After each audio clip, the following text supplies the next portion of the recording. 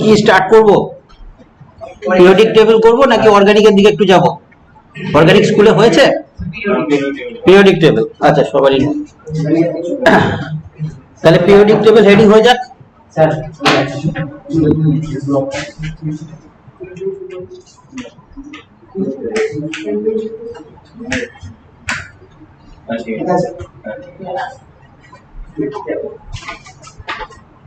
Periodic table heading হয়ে যাক।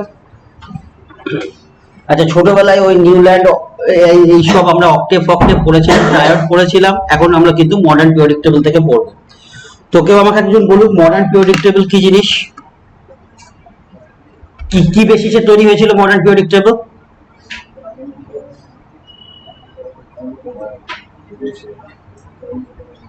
কোনটা পর্যায়গতভাবে পরিবর্তন হতে থাকে?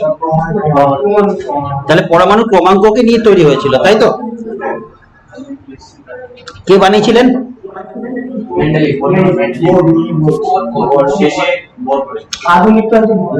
আধুনিক বোর। আর আগেরটা মেন্ডেলিভ কি পর্যায় পরমাণু ক্রমাঙ্ক দিয়ে করেছিলেন? ঠিক বলছিস? আচ্ছা, ওখান থেকে কিছু উত্তর আশা করছি।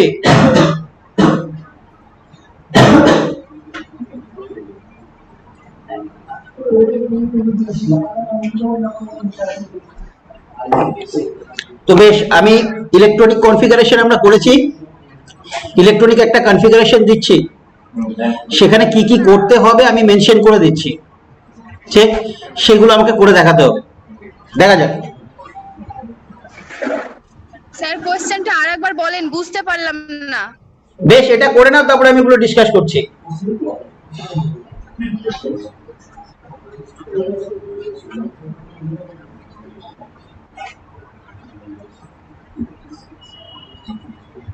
P5 এই পর্যন্ত দিলাম। ধরে নে এটা আননোন একটা এলিমেন্ট, কি কি বের করতে হবে? ছোটবেলাকার জিনিস।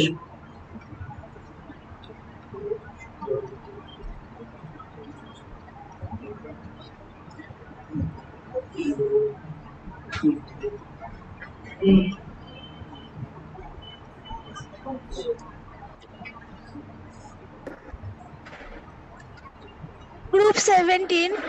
আমি করে যাই, কোশ্চেন গুলো দিয়ে দিই, তারপরে আমি জিজ্ঞাসা করবো।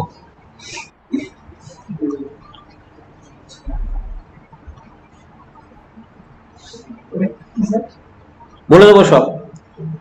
Nature of element, nature of its oxide. তাহলে বের করতে হচ্ছে আমাকে group, period, valency, nature of element মানে যে মৌলটা আছে সেই মৌলটার প্রকৃতি কি, এবং ওই মৌলের যে অক্সাইডটা হবে তার প্রকৃতি কি। তাহলে এই পাঁচটা আমাকে বের করে দেখাতে হবে। এক এক করে সব করে নাও, করে নিয়ে তারপরে উত্তর দেবে। নেচার অফ এলিমেন্ট মানে সেই মৌলের প্রকৃতি, আর নেচার অফ ইটস অক্সাইড মানে ওই মৌলের অক্সাইডের কি প্রকৃতি হবে।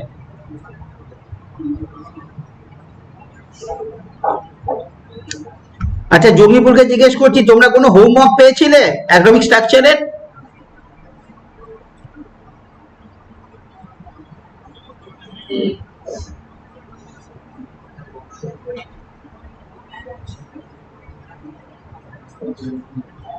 No response.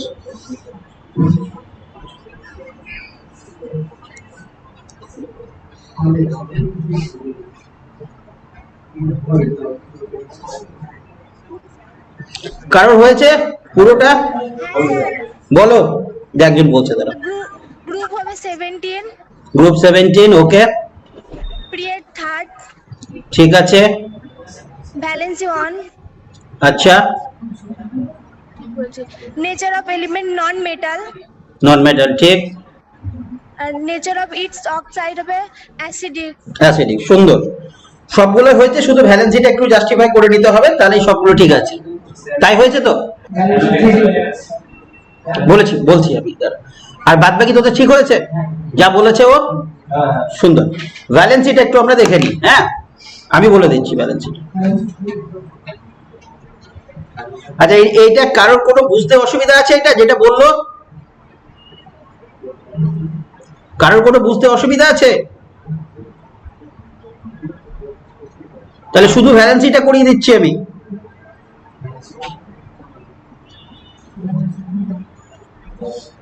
আচ্ছা, ভ্যালেন্সি বলা হচ্ছে যদি ভ্যালেন্স শেলে 5 বা 5-এর থেকে বেশি ইলেকট্রন থাকে তাহলে ভ্যালেন্সি কি দেখাবে? দুটো দেখাবে। মেন 2 টাইপস অফ ভ্যালেন্সি হবে, দুটো টাইপের ভ্যালেন্সি দেখাবে। কিরকম না, একটা হবে প্রাইমারি ভ্যালেন্সি আর একটা হবে সেকেন্ডারি ভ্যালেন্সি।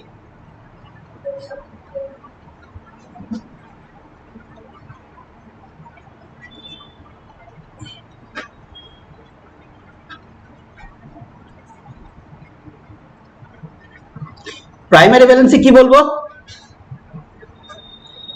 প্রাইমারি ভ্যালেন্সি বলছে 8 মাইনাস যে ইলেকট্রনটা প্রেজেন্ট আছে ভ্যালেন্স শেলে।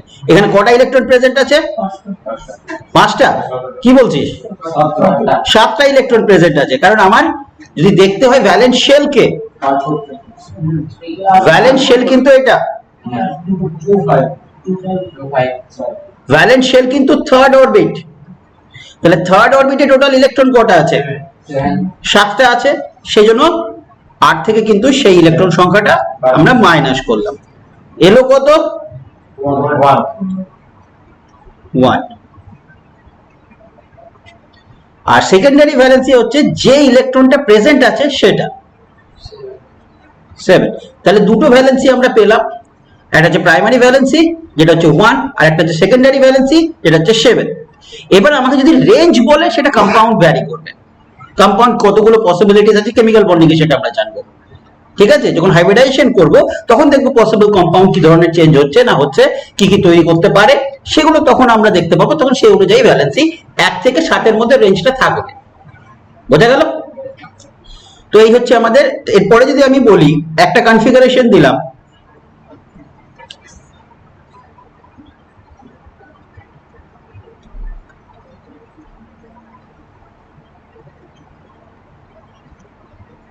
তাহলে এর ক্ষেত্রে ভ্যালেন্সি কি হবে? প্রাইমারি ভ্যালেন্সি কি হবে আর সেকেন্ডারি ভ্যালেন্সি কি হবে?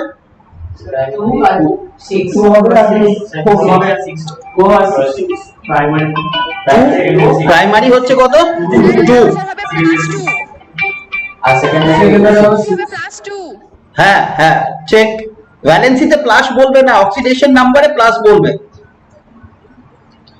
ভ্যালেন্সি শুধু সংখ্যাটা বলবে। অক্সিডেশন স্টেট আমরা যেটা দেখবো, আমরা পড়বো ক্লাস 11 এর টপিকেই আছে, রেডক্স বলে একটা চ্যাপ্টার আছে, জারণ বিজারণ বলে। তো সেখানে আমরা পড়বো, সেখানে অক্সিডেশন নাম্বার বা জারণ সংখ্যা পড়বো, সেখানে তুমি সাইন ব্যবহার করবে। ভ্যালেন্সি শুধু নিউমেরিক্যাল ভ্যালুটা বলবে। ক্লিয়ার? বেশ, এবার দেখা যাক পিরিয়ডিক টেবিলে কিছু আমাদের এলিমেন্ট আছে যেগুলোতে আমাদের কিছু মানে অদ্ভুত একটা নাম দেওয়া আছে, you B B, U A, অমুক অমুক এরকম করে নাম দেওয়া আছে। তো সেইগুলোর জন্য আমরা একটা আইইউপিএক নোমেনক্লেচার করে দেখি, তারপর আমরা ডিটেলসে আসবো। তো একটা লেখা যাক,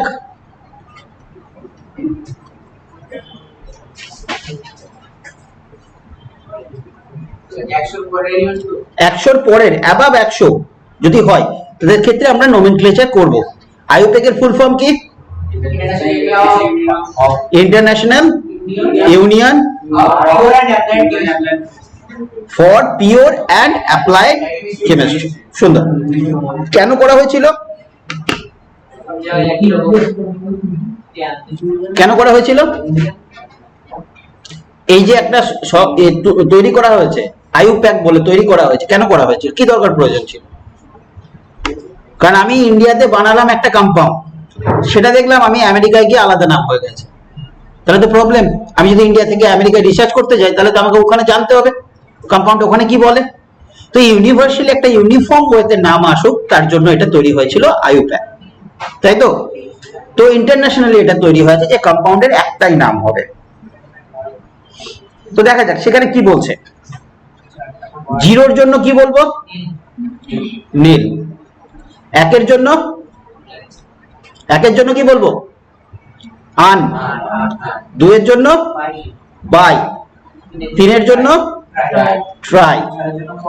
4 এর জন্য কোয়াড।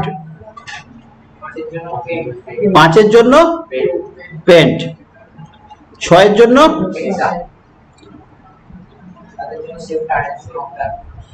6 এর জন্য কি বললাম, হেক্স, সরি,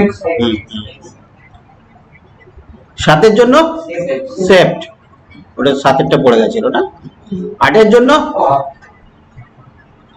9 এর জন্য নন। বেশ, এই হচ্ছে আমাদের নাম। চললে কোথায়? 9 এর জন্য নন, তাই তো। এবার যদি আমি বলি 112 নোমেনক্লেচার করব, একটা অ্যাটমিক নাম্বার আছে 112, তাহলে কি বলবো? আন বসলো একের জন্য, আবার একটার জন্য আন বসলো, আর 2 এর জন্য কি বসবে? বাই, এবং সবার শেষে ইয়াম যোগ হয়, তাহলে আন আন বিয়াম, আনান বিয়াম। এবার আমরা যদি বলি জিঙ্ক, জিঙ্কের নাম কি লিখি আমরা? ZINC, তাই তো, কিন্তু তার একটা তো চিহ্ন আছে, সিম্বল আছে, সেটা কি লিখি? ZN। তাহলে এখানেও তার একটা সিম্বল হবে, সেটা কি হবে না, প্রথম অক্ষরগুলো দিয়ে। তাহলে কি হলো এটা? UUB। তাহলে আমি তোমাদের করতে দিলাম 125, কি হবে? চিহ্ন কি? আন বাই পেন্টিয়াম, চিহ্ন UBP। সুন্দর বলেছে। স্যার, হ্যাঁ বলো। অ্যানসারটা হবে আন বাই পেন্টিয়াম। সুন্দর, আন বাই পেন্টিয়াম, আর চিহ্নটা হয়ে যাবে UBP, ঠিক না? বেশ, এবার চলে আসি আমরা, গ্রুপ কতগুলো আছে, পিরিয়ড কতগুলো আছে, এটা ছোটবেলার জিনিস, তাই না? ছোটবেলায় 9 10 ছিল না পিরিয়ডিক টেবিল? হ্যাঁ, ওই সবের দিকে আর যাবো না, ও নিজেরাই পারবে। চলে আসি যেটা পরে আমরা ব্লকে আসবো, তখনই করবো অ্যাটমিক রেডিয়াস। তার আগে ব্লকে আসি, ব্লকে আসি। বলো বলো। স্যার বলছি লাস্টে 9টা ইন হবে না? 9টা ইন হবে না, ইন হবে না? কি বললো? 9টা কি হয়েছিল? 25, 9টা যেটা আপনি হ্যাঁ বলো। লাস্টটা যেটা আপনি নন করেছেন, ওটা ইন হবে না? In, EN, E double N, E double N, না না না, ওটা ননই লিখবে, NON লিখবে, NON লিখবে, ঠিক আছে?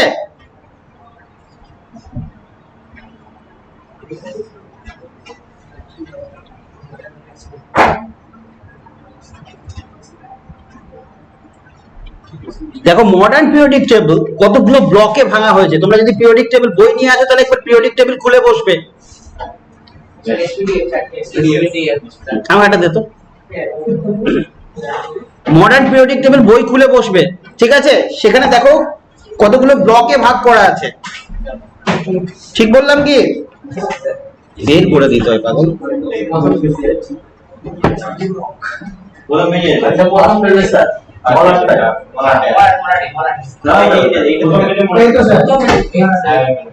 এইখানে এরকম করে কে দেখবে?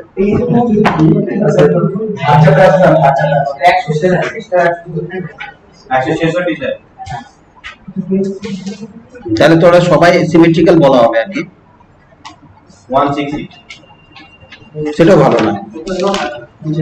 এইটা দেখ, হ্যাঁ, তোমরা যদি বই আছে তোমাদের ছায়া, তাহলে 170 পেজটা খুলে বসো। তাতে দেখো কতগুলো ব্লক আছে, কি কি নাম দেওয়া আছে ব্লকের?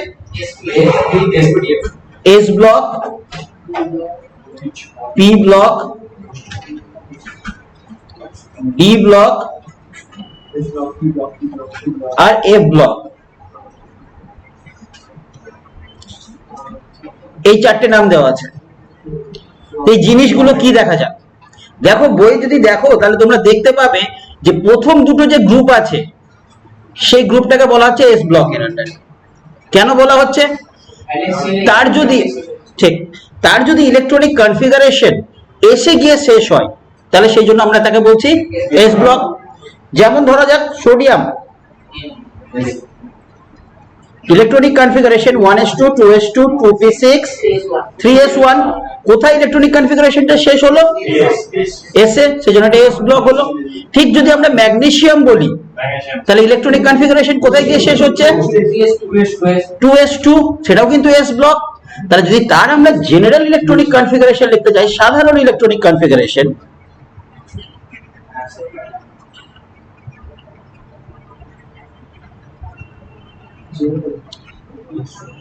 তাহলে কি আসবে? NS 1 to 2 না 1 থেকে 2, মাইনাস নয় কিন্তু এটা 1 থেকে 2 এর মধ্যে থাকলেই সেটা কিন্তু এস ব্লকের জেনারেল কনফিগারেশন হয়ে যাবে। এস ব্লকে কে কে থাকে? সাধারণত কে কারা থাকে? আর এলিমেন্ট কেন, তাদের ক্যাটাগরি কি? হ্যাঁ, মেটাল এন্ড মেটালয়েডস, ধাতু আর একটা কি বলে মেটালয়েডস কে? ক্ষারীয় মৃত্তিকা ধাতু, তাই তো? বেশ, মেটাল এন্ড মেটালয়েডস, ঠিক। এবার চলে আসি, এবার ধাতুর, আশা করি এগুলো আমাকে পড়াতে হবে না যে ধাতুর কি ধরনের প্রপার্টি থাকে না থাকে, এগুলো ছোটবেলায় সব শেখা হয়ে গেছে। ধাতু কি জিনিস? চলে আসি আমরা পি ব্লকে। পি ব্লকে কি হবে, কারা থাকবে দেখা যাও। পি ব্লকে একটু তাকিয়ে দেখো, 3 থেকে এই তোমার থেকে 13 থেকে স্টার্ট হয়েছে আপ টু 17 পর্যন্ত। 13 থেকে স্টার্ট হয়েছে আপ টু, হ্যাঁ বলো। স্যার পি ব্লকের সাধারণ ইলেকট্রন বিন্যাস আসছি যে বাবু, NS2 হ্যাঁ ও বলবে তুমি। 1 থেকে 6 হবে না? হ্যাঁ ঠিক ঠিক, ওটাতে আসছি আমি। তো পি ব্লকে কোন কোন গ্রুপ আছে আগে সেটাকে ডিসকাস করে নি। কোথায় আছে এটা? 13 থেকে 17 আছে, ঠিক বললাম? 13 থেকে 17 আছে। তো সেখানে কারা থাকে? নন মেটালস থাকে, যেগুলো অধাতু, তাই তো? তো সেক্ষেত্রে আমরা কি বলতে পারি? আচ্ছা, পি ব্লকের আন্ডারে কি 18টাকে রাখা যাবে? কেন যাবে না? কারণ 18টাও তো পি ব্লকের আন্ডারেই থাকতে পারে, তাই তো?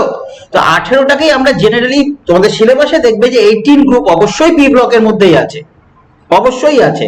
তো 18টাকে আমরা পি ব্লকেই আনবো, কিন্তু আমরা জেনারেল প্রপার পি ব্লক যদি বলি, তাহলে ক্যারেক্টারিস্টিক বলি, তাহলে সেখান থেকে 13 to 17, 18টাকে অবশ্যই পি ব্লকের মধ্যেই আনতে হবে, কারণ শেষে পিতে 6 আছে, ওর আছে। তো সেই জন্য প্রপার যদি পি ব্লক বলি আমরা, পি কেন বলছি, কারণ হচ্ছে তারা থাকছে নন মেটাল, নন মেটালের ক্যারেক্টারিস্টিক সমস্ত ক্যারি করতে হবে তাকে। সেই জন্য প্রপার পি ব্লক যদি হয় তাহলে হচ্ছে 13 to 17, 18 হচ্ছে আমাদের নিষ্ক্রিয় মৌল বলি, যারা আমরা ইনার্ট গ্যাস বলি, সেই ইনার্ট গ্যাস, কিন্তু সেটারও কনফিগারেশন পিতে গিয়ে শেষ হচ্ছে। হ্যাঁ, হাইড্রোজেন আর হিলিয়াম ছাড়াও, হাইড্রোজেন আবার ইনার্ট গ্যাস কোথা থেকে হলো? তো যাই হোক, তো পি ব্লকের আমরা দেখি তারা থাকছে কারা? নন মেটালস। জেনারেল কনফিগারেশন ও ঠিক বলেছে। কি বললে আরেকবার বলো তো আমাকে? NH2 NP কত বললে? 1 to 6, ঠিক, NH2 NP 1 to 6, এটা গেল পি ব্লকে। এবার চলে আসি আমরা কোন ব্লক আসবো? D block. ডি ব্লকে কারা থাকে? সন্ধিগত মৌল বা ট্রানজিশনাল এলিমেন্ট বলি যেটা। তাহলে ট্রানজিশনাল এলিমেন্ট, আর কি লিখলাম? N-1 transitional element to the power 1 থেকে 10। জেনারেল কনফিগারেশন বলছো, জেনারেল কনফিগারেশন বলো। N-1 N-1, ব্র্যাকেট আচ্ছা, D D to the power 1 থেকে 10, 1 থেকে 10, আর এন এস 1 থেকে 2। 1 থেকে 2, সুন্দর, ঠিক বলেছো। তাহলে জেনারেল কনফিগারেশন হচ্ছে N-1 ডি 1 to 10 আর NS 1 to 2। যেমন একটা এক্সাম্পল দেওয়া যাক, যেমন আমরা কাকে নিলাম? কোবাল্টকে নিলাম। কোবাল্ট কত?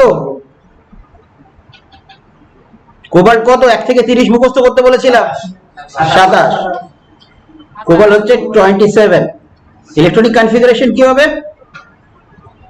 argon আবার আর্গন নিয়ে আসিস কেন? ওই অভ্যাস করিস না।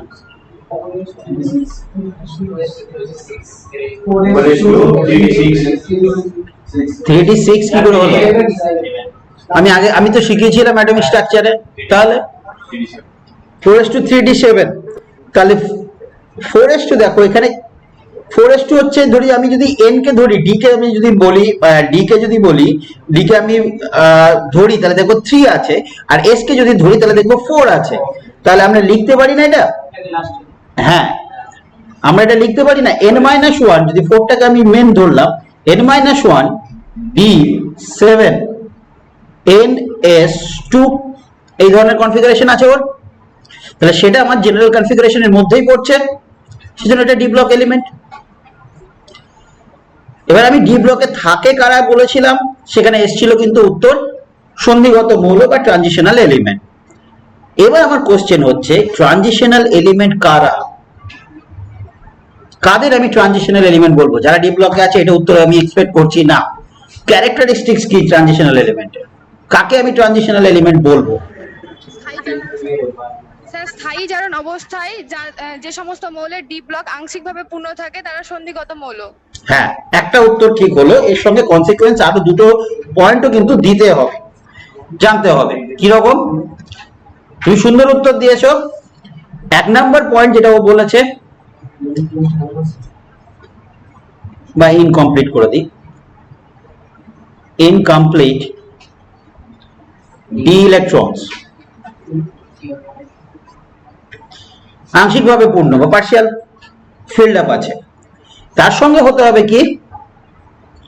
ভ্যারিয়েবল ভ্যালেন্সি, মানে জারণ সংখ্যা পরিবর্তন হতে পারে, হবে।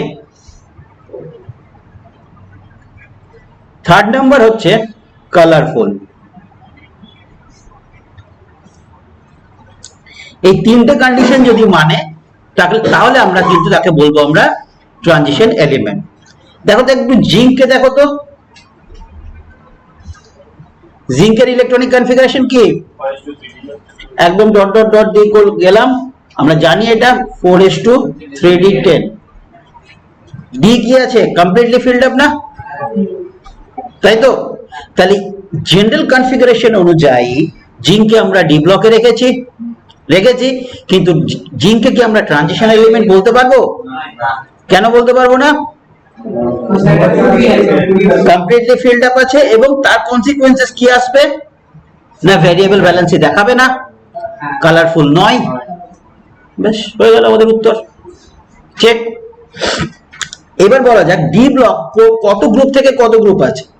ডি ব্লক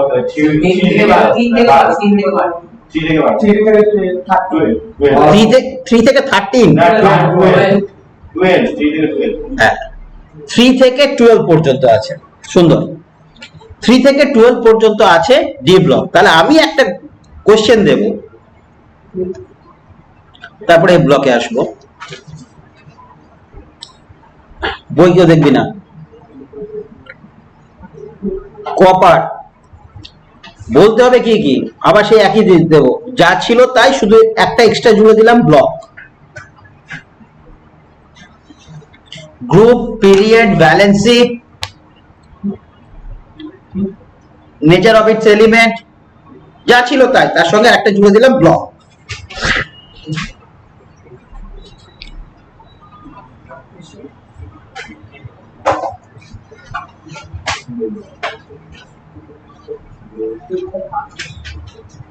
কে কি বলবেন?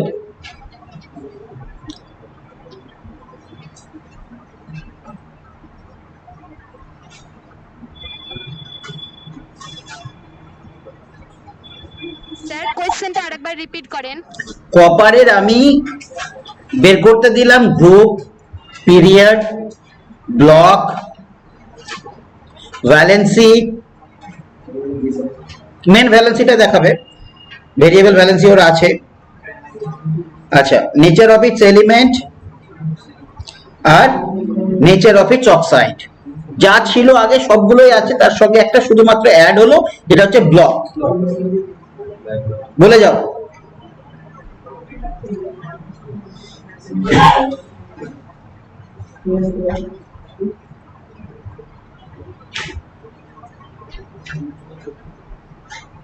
D block. Block D block. 4 নম্বর পর Group 4. আচ্ছা গ্রুপ 4 সুন্দর উত্তর দিয়েছে। Period 11. পিরিয়ড 11 হ্যাঁ হ্যাঁ। So balance. এই কি উল্টো বলছিস কিনা? So group 11. গ্রুপ 11 হওয়া উচিত ছিল না, পিরিয়ড 4 হওয়া উচিত ছিল। হ্যাঁ তাহলে কি হলো? ব্লক ডি কনফিগারেশন ডি তে শেষ হয়েছে। বেশ আচ্ছা গ্রুপ কি হলো? গ্রুপ 11 পিরিয়ড কি? 4 ভ্যালেন্সি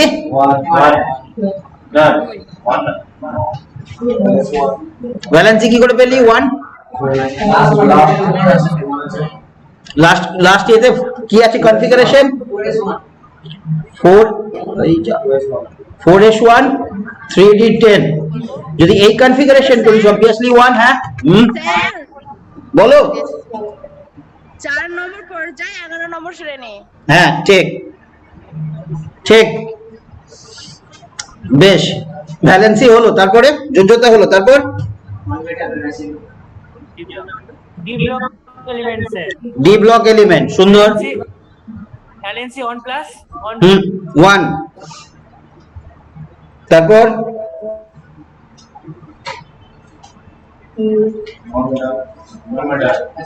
নেচার অফ এলিমেন্ট কি বলবো?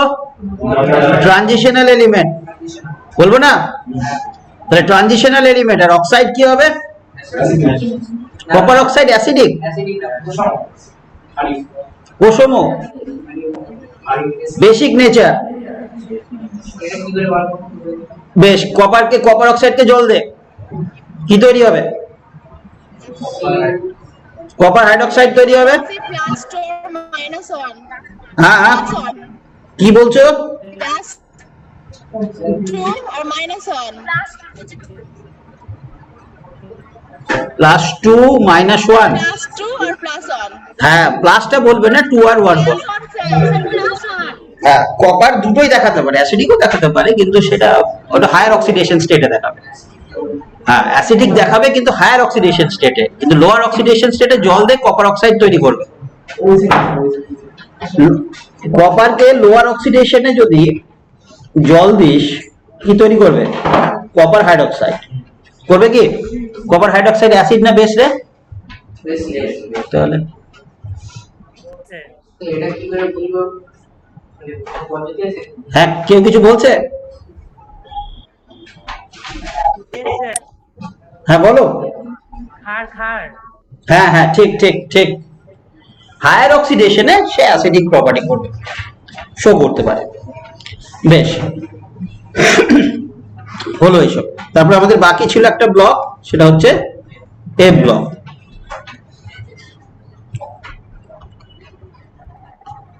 এ ব্লক জেনারেল কনফিগারেশন কে বলবে আগে? জেনারেল কনফিগারেশন আমাকে বলতে হচ্ছে না, সবাই জানে। স্যার বলছি হ্যাঁ বলো। n-2 n-2 first bracket closed 2 to the power 1 থেকে 14 1 থেকে 14 তারপরে n-1 hmm first bracket hmm d 0 থেকে 1 0 থেকে 1 সুন্দর ns2 ns2 সুন্দর বলেছে, ঠিক বলেছে। এটা হচ্ছে আমাদের এ ব্লকে। এ ব্লকে কে কে মানে এ কি আছে, কে কে থাকে, কোন ধরনের জিনিস থাকে? ল্যান্থানয়েড আর দুই ধরনের জিনিস থাকে, ল্যান্থানয়েডস এন্ড অ্যাক্টিনয়েডস। এগুলোকে কি বলা হয়? আর একটা জিনিস বলা হয় রেয়ার আর্থ এলিমেন্ট। ল্যান্থানয়েড। হ্যাঁ রেয়ার আর্থ এলিমেন্ট বলা হয়, বা রেয়ার এলিমেন্টও বলতে পারি। তো ল্যান্থানয়েড এন্ড অ্যাক্টিনয়েডস আছে, তাই তো? কোথা থেকে কত? Sir. হ্যাঁ বলো। A block element এ ওটা কিভাবে আসছে? n-2 into a. এটা হচ্ছে জেনারেল কনফিগারেশন। এই কনফিগারেশন আওতায় আসলে তাকে আমরা এ ব্লকের বলবো। হ্যাঁ বলো কি কি প্রবলেম হচ্ছে বলো। বলছি কিভাবে আসলো এটা? এইটা কিভাবে আসলো, এটা একটা ওদের ইলেকট্রনিক কনফিগারেশন দেখে ফিক্স করা হয়েছে। যেমন দেখো এখানে শেষ হচ্ছে কোথায়, শেষ হওয়াটা ভালো ভাইটাল জিনিস, এখানে শেষ হচ্ছে কিন্তু এফ এ, সেজন্য এটাকে এফ ব্লক বলা হচ্ছে। যেমন পি ব্লকে শেষ হচ্ছে, পি অরবিটালে শেষ হচ্ছিল তাকে পি ব্লক বলেছিলাম, ডি অরবিটালে শেষ হচ্ছে তাকে ডি ব্লক বলেছিলাম, এস অরবিটালে শেষ হচ্ছে এস ব্লক বলেছিলাম।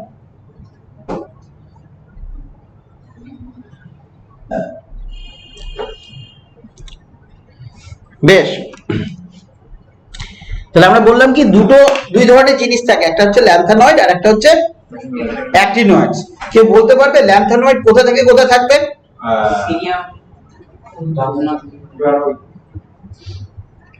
ল্যান্থানয়েডের এলিমেন্ট অ্যাটমিক নাম্বার কত থেকে কত, আর অ্যাক্টিনয়েডস এলিমেন্ট কত থেকে কত?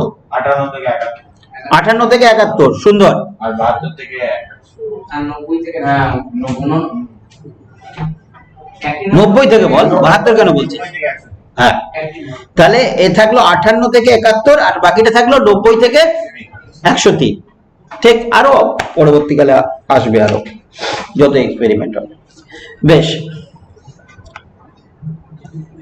প্রত্যেকের ইন্ডিভিজুয়াল ক্যারেক্টারিস্টিক্স পড়তে হবে, এস ব্লক ব্লক হিসাবে পড়তে হবে, S block, P block, D block, F block. ঠিক, এগুলো বলার কিছু নেই, এগুলো বাড়িতে পড়ো। চলে আসি অ্যাটমিক রেডিয়াসে, এইটা খুব ইম্পর্টেন্ট কিন্তু।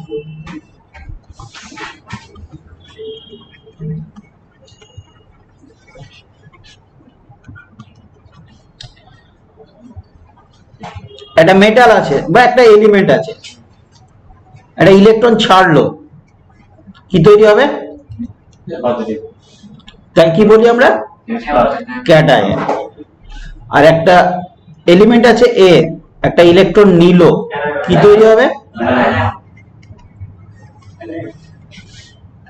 কার অ্যাটমিক রেডিয়াস বেশি হবে, মানে মেটাল থেকে এটার বেশি হবে না এটার বেশি হবে? আবার সেকেন্ড স্টেপে চিন্তা করবে এটার বেশি হবে না এটার বেশি হবে। তো প্রথমে দেখা যাক এম আর এম প্লাস কার বেশি হবে অ্যাটমিক রেডিয়াস? অ্যাটমিক রেডিয়াস বেশি কার হবে আমি বলছি, বেশি। এ মাইনাসের বেশি, এ মাইনাস। প্রথমে চিন্তা করতে বললাম এম আর এম প্লাসের মধ্যে কার অ্যাটমিক রেডিয়াস বেশি, এম আর এম প্লাসের মধ্যে। স্যার এ মাইনাস অ্যানায়নের। আমি ওটা পরের স্টেপে আলোচনা করব, প্রথমে আমি বলছি এম আর এম প্লাসের এই দুটোর মধ্যে চিন্তা করো, এম এর অ্যাটমিক রেডিয়াস বেশি না এম প্লাসের অ্যাটমিক রেডিয়াস বেশি? M M M sir, M এর। এম এর, হ্যাঁ পেলাম উত্তর। এবার এই যে এম এর অ্যাটমিক রেডিয়াস বেশি হলো, কেউ কি বলতে পারবে কেন? বা এম প্লাসের অ্যাটমিক রেডিয়াস কম হলো, কেউ বলতে পারবে কেন? একটা ইলেকট্রন তাতে কি হলো? তো ইলেকট্রন কমে গেল তাতে কি যায় আসে আমার, সেটা বলতে হবে তো। আমি বললাম রাম ভাত খাই না খাবে, না বললে কি করে বুঝবো?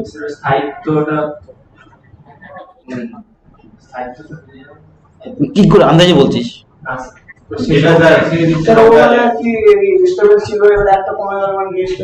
ও মানে একটা ইলেকট্রন ছেড়ে দিল বলে, আগে স্টেবল ছিল, একটা ইলেকট্রন ছেড়ে দিল বলে স্টেবিলিটি লস করে গেল, কমে গেল, ব্যাস উত্তর।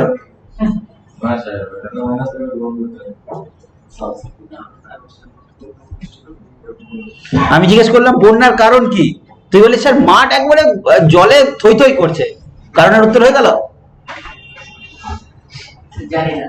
হ্যাঁ, এটা এটা ভালো উত্তর, এটা ভালো উত্তর, এটা প্রপার উত্তর। আচ্ছা, কেউ বলবে ওখান থেকে, যোগীপুর থেকে?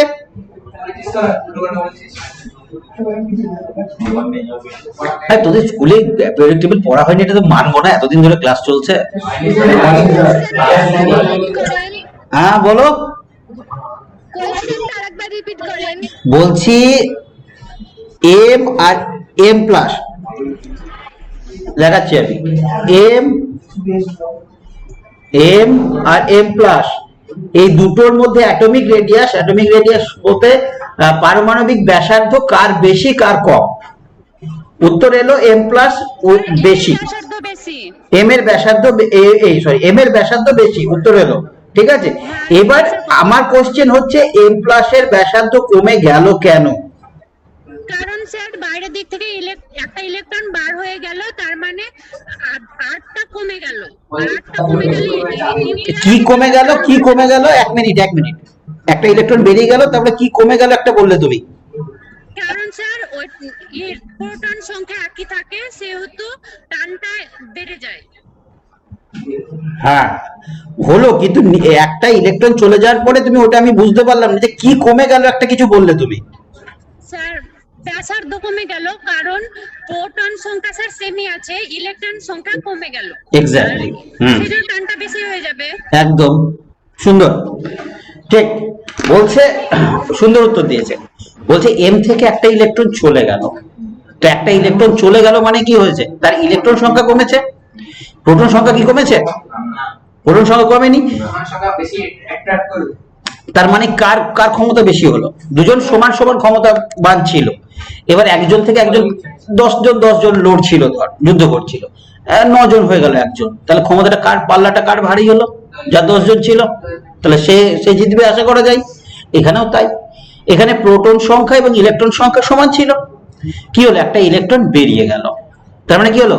একটা ইলেকট্রনের সংখ্যা কমলো ওখানে, তাহলে প্রোটন যে সংখ্যা সেটা কিন্তু ফিক্সড আছে, তাহলে আমরা জানি নিউক্লিয়াসের ভেতরে প্রোটন বাইরের ইলেকট্রনকে আকর্ষণ করে, তাহলে সেই আকর্ষণের বলে প্রোটন অবশ্যই জিতবে, প্রোটন নিজের দিকে আকর্ষণের ক্ষমতাটা বাড়াবে, তাহলে কি হবে? সাইজ উইল সিঙ্ক, কিছুটা সাইজ কমে যাবে, সেজন্য ব্যাসার্ধ কমে গেল।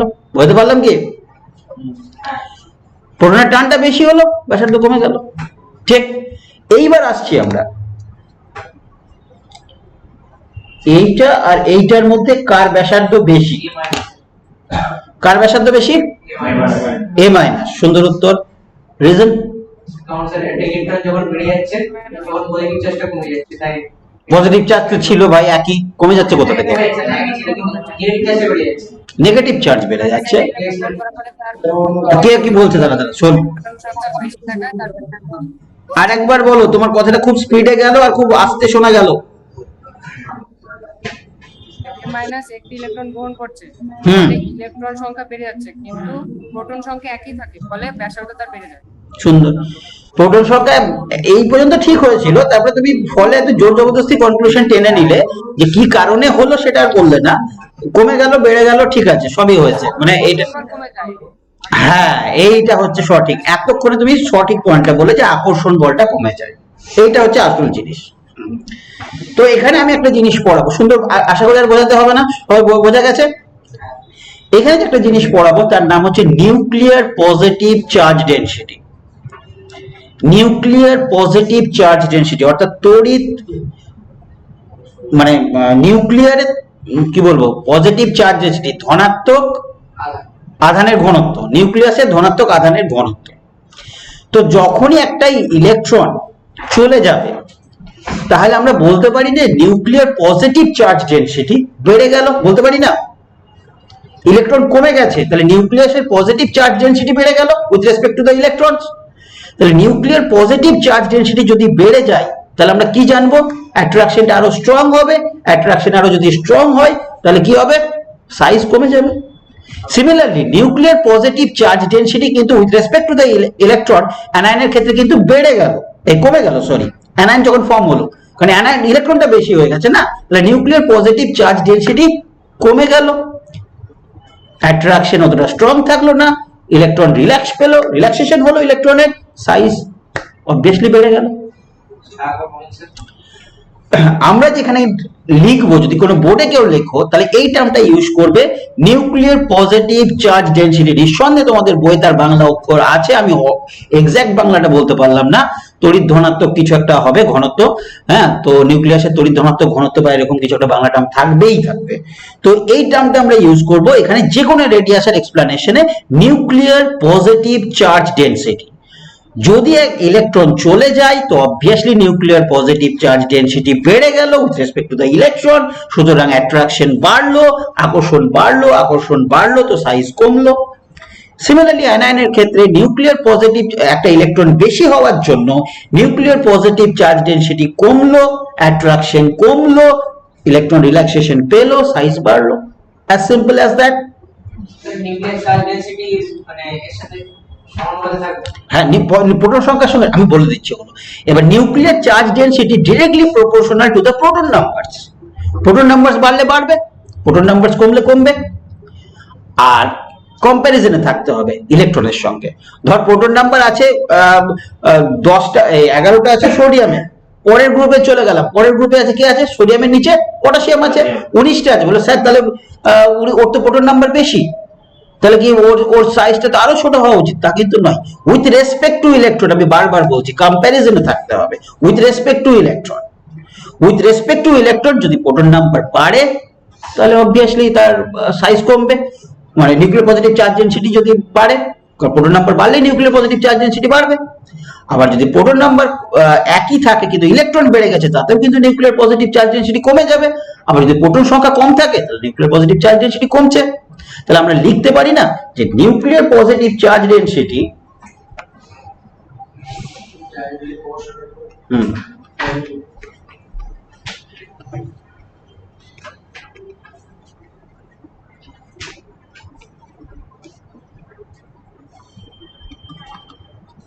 directly proportional to the proton numbers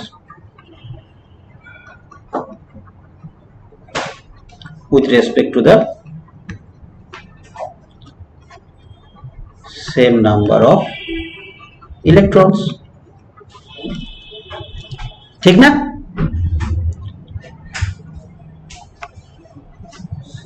এবার দেখা যাক, আমরা করলাম Na plus, Mg2 plus, Al3 plus, Si4 plus, এই চারটে নিলাম। এই চারটের একটা বিশেষ ক্যারেক্টারিস্টিক্স আছে। কি ক্যারেক্টারিস্টিক্স? না সবগুলোরই কিন্তু সেম সংখ্যক ইলেকট্রনস আছে। যদি কোন একটা সিরিজের সেম সংখ্যক ইলেকট্রন থাকে তাকে কি বলা হয়? তাকে বলা হয় আইসো ইলেকট্রনিক। আইসো ইলেকট্রনিক, তাহলে এটা একটা আইসো ইলেকট্রনিকের সিরিজ, ঠিক, যেখানে সবার ইলেকট্রন সংখ্যা সমান। তাহলে যদি আমি বলি এইটার অ্যাটমিক সাইজ ও অ্যাটমিক রেডিয়াসের অর্ডার কি হবে, কে সব থেকে ভালো হবে, কে কম হবে, কে বেশি হবে, তার একটা অর্ডার করে যাবে। চারটেরই থাকবে, সেখানে চারটেই প্রেজেন্ট থাকবে। Si4 প্লাস সবচেয়ে বড়, পাগল হয়ে গেছিস? তাহলে এই চারটের মধ্যে অ্যাটমিক সাইজের অর্ডার কি হবে, কে সব থেকে বড়, তারপরে কে, তারপরে কে, এরকম করে সাজিয়ে দিলেই হবে। সব থেকে আগে বেশ কোশ্চেন করি, ওরকম করে বললে গন্ডগোল হবে। সব থেকে বড় কে আর সব থেকে ছোট কে?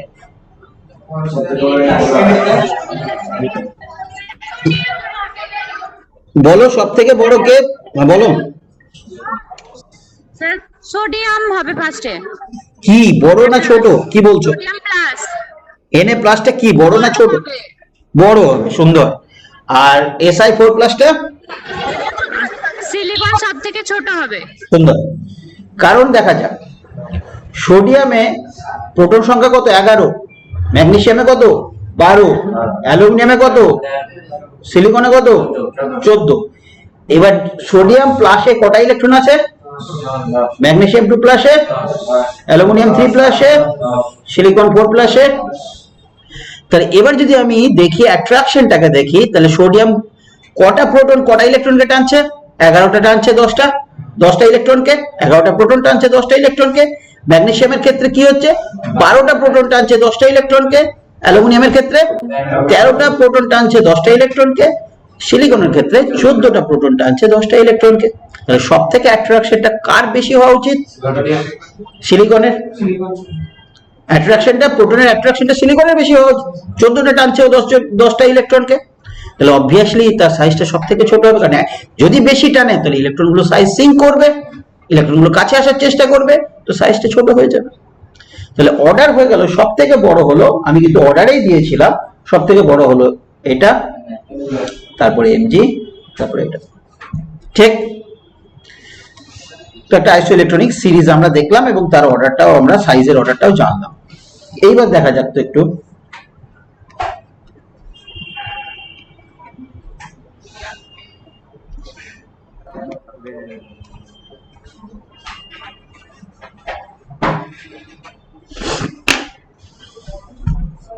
নিয়নটাকে আমি বাদ দিলাম না, ঠিক আছে হয়ে যাক। এবার দেখা যাক, এটাও দেখা যাক একটা আইসো ইলেকট্রনিক সিরিজ কিনা। এটাও তো একটা আইসো ইলেকট্রনিক সিরিজ। তো এক্ষেত্রে সাইজের অর্ডারটা কি হবে বলো?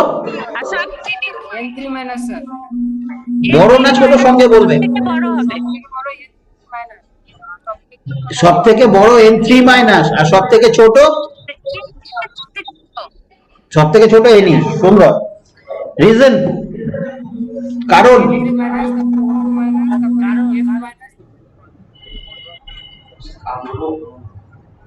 বল। স্যার এইটা সবচেয়ে ছোট মান প্লাসটা ঠিক। সেই একই যদি আমরা ভাবি তাহলে এখানে কটা প্রোটন আছে? 8টা। টানছে কটাকে? এখানে কটা আছে? 7টা। টানছে কটাকে? 9টা। 10 হলো, পেয়ে যাবো আমরা অর্ডার।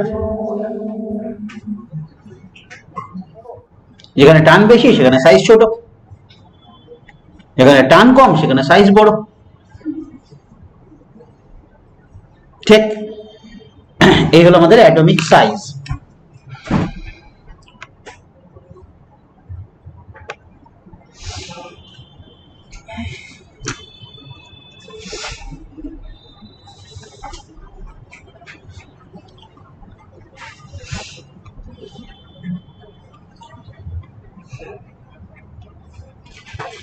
চলে আসি আয়নাইজেশন এনার্জি বা আয়নি ভবন বিভব।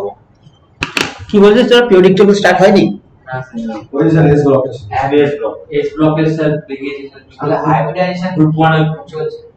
হ্যাঁ, কেমিক্যাল বন্ডিং চলে পিরিয়ডিক টেবিল হবে না পাগল? এই পিরিয়ডিক টেবিল হয়নি? মুজার বাচ্চা এস ব্লক স্যার ওরাচ্ছে পিরিয়ডিক টেবিল পড়াচ্ছে তো। এস ব্লক শুধু এস ব্লকটা হয়ে যায়। ফার্স্ট চ্যাপ্টার করে সেকেন্ড চ্যাপ্টার চালু হয়নি, হাইব্রিডাইজেশন শুরু তারপরে সেকেন্ড চ্যাপ্টার চালু ওদের আছে আর তারপরে এটা সেকেন্ড চ্যাপ্টার চলছে কিন্তু ফার্স্ট চ্যাপ্টার করে শুরু হয়। বেশ, দেখা যাক আয়নি ভবন বিভব বা আয়নীকরণ শক্তি বা আয়নাইজেশন এনার্জি বা আয়নাইজেশন পোটেনশিয়াল কি জিনিস কারো জানা আছে? স্যার লাস্ট জঙ্গিপুর ক্লাসে মানে স্কুলের ক্লাসে কি পিরিয়ডিক টেবিল হয়ে গেছে?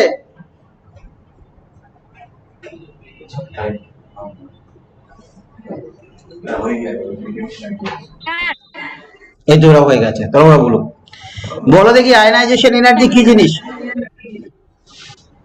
পরমাণুর বাইরে কক্ষে একটি ইলেকট্রনকে বিতাড়িত করার জন্য যে ন্যূনতম শক্তি প্রয়োজন হয় তাকে বলা হয় আয়নন বিভব। এটি পর্যায় বরাবর বাড়ে আর শ্রেণী বরাবর কমে। এইটি বলো না বাবু, এইটি বলো না, বাদ বাকি পর্যন্ত সব করলে মানে শেষে এসে এমন কিছু বলে দিলে যেটা সম্পূর্ণ ইমপ্রেশন নষ্ট হয়ে যাবে। এইটি বলো পর্যায়ক্রমে পর্যায় বরাবর বাড়ে, বরাবর কমে, ওইটা বলোই না। শ্রেণী বরাবর আর পর্যায় বরাবর এটা ক্লাস 10 পর্যন্ত ঠিক আছে, তারপরে আর নেই। তোমাকে এবার হতে হবে স্পেসিফিক, ইন্ডিভিজুয়াল জিনিস ভাবতে হবে। পর্যায় বরাবর কোনো দিনই মিলবে না তোমার, একটা দুটো মিলে যাবে তাকে নিয়ে তুমি বলতে পারো না। ওটা ক্লাস 10 পর্যন্ত ঠিক ছিল। এখানে 11-12 কোনো কিছু উচ্চারণ করবে না যে কোনো কিছু উত্তরে কোনো কখনোই লিখবে না যে পর্যায় বরাবর বাড়বে বা শ্রেণী বরাবর বাড়বে বা পর্যায় বরাবর কমবে, শ্রেণী বরাবর কমবে, এই ওয়ার্ডটাই লিখবে না। লিখলে বোকামি হবে, এক্সামিনার তোমার উপর হাসবে। এখানে ইন্ডিভিজুয়াল ক্যারেক্টার দেখতে হবে। ঠিক, তোমাকে একটা কম্প্যারিজন দেবে, সেখানে কিন্তু কোনো কোথাও মেনশন করবে না এই পর্যায় বরাবর বলো তুমি। সেখানে 3টে বা 4টে তোমাকে একটা এলিমেন্ট দিল বা স্পিসিস দিল বা আয়ন্স দিল, তার কম্প্যারিজন দিতে পারে তোমাকে। সেখানে তুমি ইন্ডিভিজুয়ালি তাকে জাজ করবে, সেটা শেখাবো আমি, বা স্কুলেও শিখেছো হয়তো, অবশ্যই শিখেছো। তো দেখা যাক, সবই ঠিক বললে শুধু মনে রাখবে সেটা গ্যাসিয়াস স্টেট এবং আইসোলেটেড স্টেট, এই দুটো বাদ দিলে মনে হলো তোমার ডেফিনেশনে। হ্যাঁ, তো গ্যাসিয়াস স্টেটে কি অবস্থায়? আইসোলেটেড অবস্থায়, নিরবিচ্ছিন্ন অবস্থায়, নাকি না? আইসোলেটেড মানে বিচ্ছিন্ন অবস্থায়, সরি, আইসোলেটেড মানে তো আলাদা, মানে বাংলা করতে গেলে বিচ্ছিন্ন হবে। হ্যাঁ, তাহলে গ্যাসিয়াস স্টেটে গ্যাসিয়াস স্টেটে বিচ্ছিন্ন অবস্থায় যদি কোনো একটা পরমাণু হোক বা আয়ন হোক, যাকেই হোক না কেন, তার বাইরের কক্ষে একটা ইলেকট্রনকে, বাইরের কক্ষ থেকে একটা ইলেকট্রনকে বিতাড়িত করতে যে ন্যূনতম শক্তি লাগবে তাকে আমরা বলবো আয়নাইজেশন এনার্জি। হ্যাঁ, the minimum energy required কি করতে, to remove a valential electron from a gaseous state from a না আমাকেও গন্ডগোল করে দিলি। minimum energy required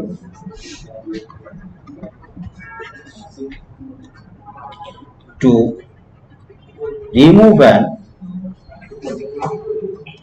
valence electron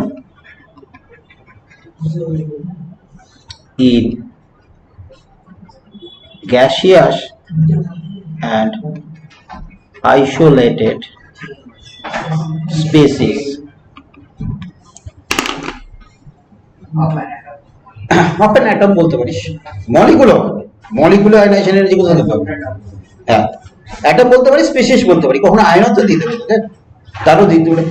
মানে আমরা দেখবো তখন first ionisation energy, second ionisation energy কার করবি, আয়নের করবি।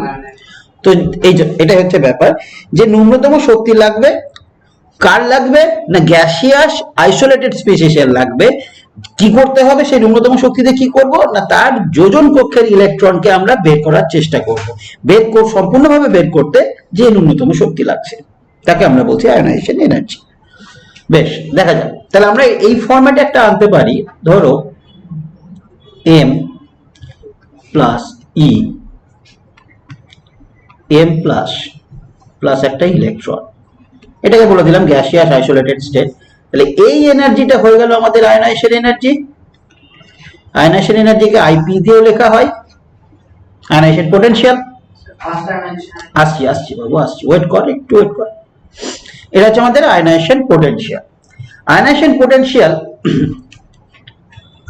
ধরা যাক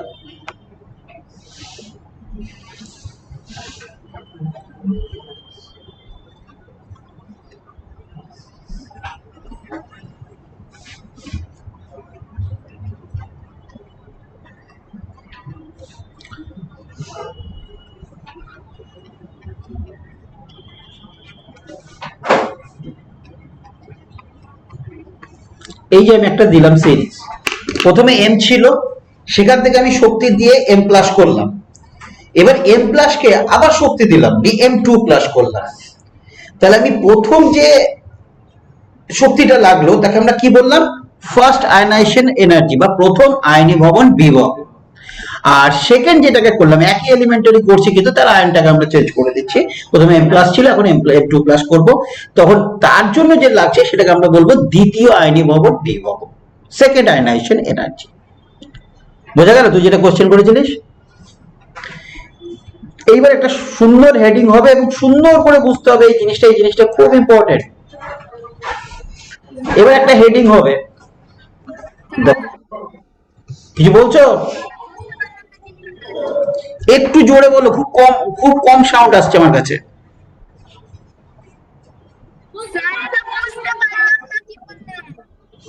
বুঝতে পারলে না? আচ্ছা, বলছে ধরো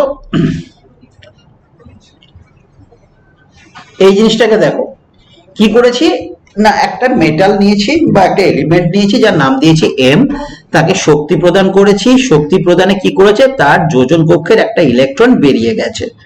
নিয়ে কি হয়েছে, একটা ইলেকট্রন বেরিয়ে গেলে আমরা জানি তাকে আমরা প্লাস আয়ন দেবো, মানে ক্যাটায়ন ফর্ম করবে। তো এটা তৈরি হয়েছে। এই ইকুয়েশন থেকে আমরা জানি বা আমরা আয়নাইজেশন এনার্জি ডেফিনেশন থেকে জানি যে এই যে শক্তিটা লাগলো সেটাকে আমরা কি বলবো, আয়নীভবন বিভব বলবো, যেটাকে আই বলছি আমি। এইবার এই এলিমেন্টের যেটা প্রথম ইলেকট্রনটা বেরোলো সেটা যখন বেরোচ্ছে তখন তাকে আমরা কি বলবো, প্রথম আয়নীভবন বিভব। সেই প্রথম ইলেকট্রন বেরোনোর পরের অবস্থাটা এম প্লাস থেকে যদি আবার ইলেকট্রন বের করতে চাই তার জন্য তো আমাকে শক্তি দিতে হবে, সেই শক্তিটাকে আমি কি বলবো, দ্বিতীয় আয়নীভবন বিভব। তাহলে প্রথম যে ইলেকট্রনটা বেরোচ্ছে সেটাকে আমরা বলছি প্রথম আয়নীয় ভবন বিভব, সেকেন্ড যে ইলেকট্রনটা বেরোচ্ছে তাকে আমরা বলছি দ্বিতীয় আয়নীয় ভবন বিভব। বোঝা গেছে?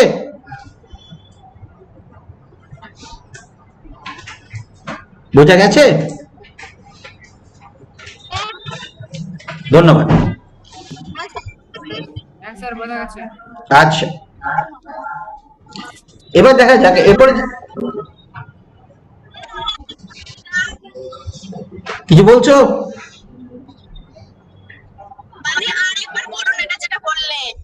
আর একবার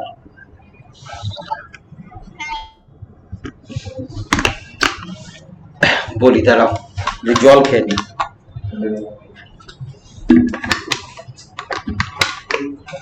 বললাম যে একটা পরমাণু থেকে শক্তি দিয়ে তার যোজন কক্ষ থেকে যদি একটা ইলেকট্রন বের করি, তাহলে সেটা সেই শক্তিটাকে মানে যোজন কক্ষ থেকে ইলেকট্রন বের করার জন্য যে শক্তিটা আমি প্রদান করেছি সেই শক্তিটাকে আমরা বলছি আয়নীয় ভবন বিভব বা আয়নাইজেশন এনার্জি।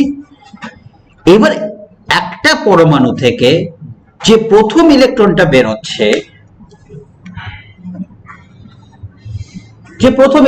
বেরোচ্ছে তার জন্য যে শক্তিটা লাগছে এটাকে আমরা বলছি ফার্স্ট আয়নাইজেশন এনার্জি বা প্রথম আয়নীয় ভবন বিভব, first ionisation energy.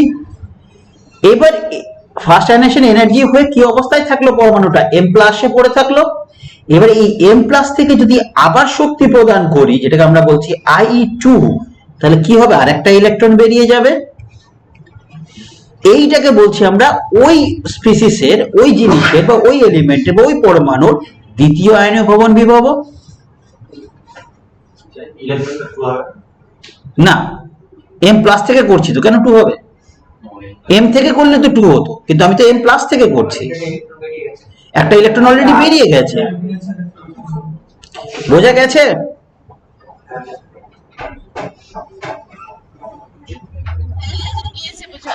Thank you.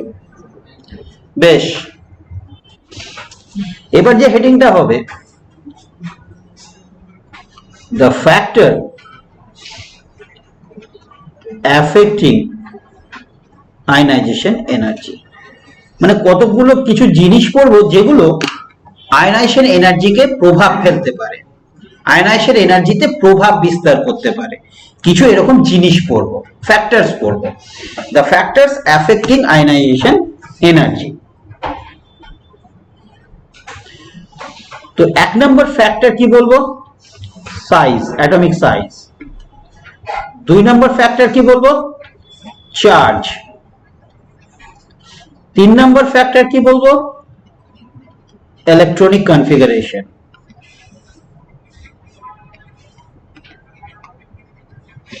Electron বিন্যাস।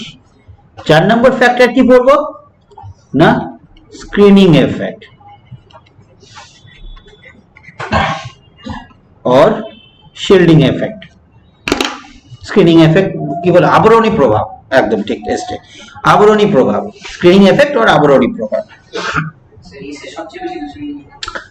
আসছি বাবু, একটু ধৈর্য ধর, আগে এগুলো বলে দেখা আমাকে। স্ক্রিনিং এফেক্ট, SCREENING বা আবরণী প্রভাব বাংলায় লেখ। ও আমি শিল্ডিং এফেক্ট আরো দিলামই না। হ্যাঁ, শিল্ডিং এফেক্ট বলবো যখন তখন দেখো, চিন্তা নাই। স্যার স্ক্রিনিং ইফেক্টটা কি স্যার? হ্যাঁ বলো। স্ক্রিনিং ইফেক্ট কি স্যার? বলবো আমি বাবু, এক এক করে আসবো, আমি চলে যাব না, আমি আছি। আমি প্রথম থেকে শুরু করব। প্রথমে 4 নম্বর দিয়ে শুরু করলে কেমন লাগবে না? প্রথমে আমি সাইজ দিয়ে শুরু করি।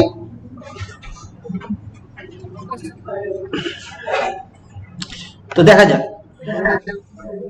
তাহলে প্রথম হেডিং আমাদের, প্রথম আমরা ডিসকাস করব কাকে নিয়ে? সাইজ।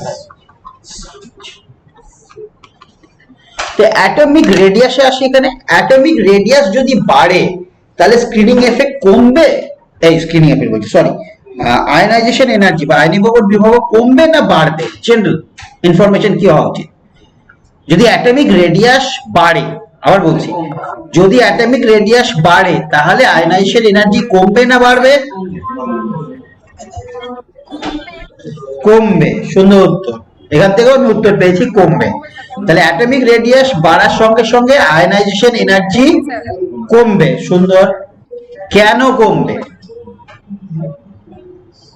অ্যাটমিক রেডিয়াস বাড়লে নিউক্লিয়াস রেট অফ ফোর্সটা, নিউক্লিয়াসের কি ফোর্স?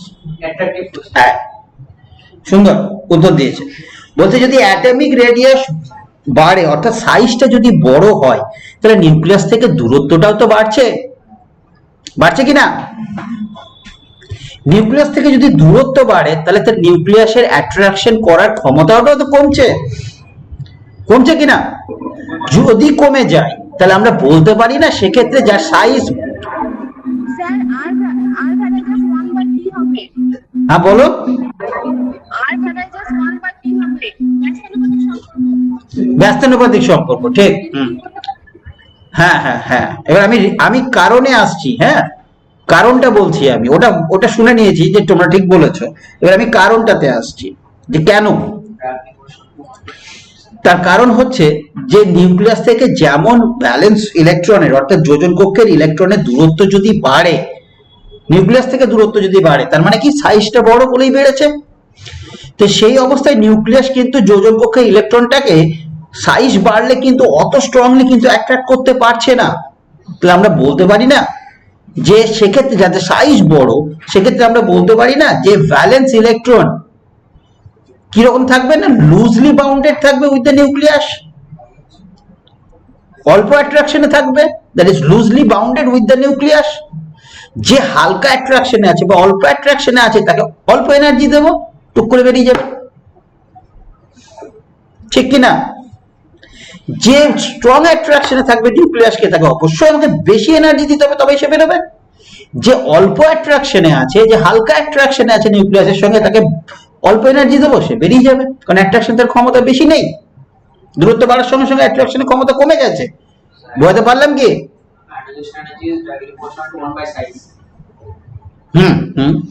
সেটা তো আসছেই, আমি তো বললাম তো, দূরত্ব বাড়ার সঙ্গে সঙ্গে আয়নাইজেশন এনার্জি কমছে, সেটা আমি বললাম। তাহলে সেখানেই ব্যস্তানুপাতিক সম্পর্ক চলে আসছে না। এবার রিজনটা কেন হচ্ছে, সেটা কিন্তু হচ্ছে নিউক্লিয়ার অ্যাট্রাকশন করার ক্ষমতাটা, নিউক্লিয়াসের অ্যাট্রাকশন করার ক্ষমতাটা। দূরত্ব বাড়লে অ্যাট্রাকশন করার ক্ষমতা কমে গেল, দূরত্ব কমলে অ্যাট্রাকশন করার ক্ষমতা আছে তার কাছে, strongly attracted with the nucleus. আর দূরত্ব বাড়লে loosely bounded with the nucleus, অল্প এনার্জি দেবো, বেরিয়ে চলে যাবে। তাহলে আমার এখানে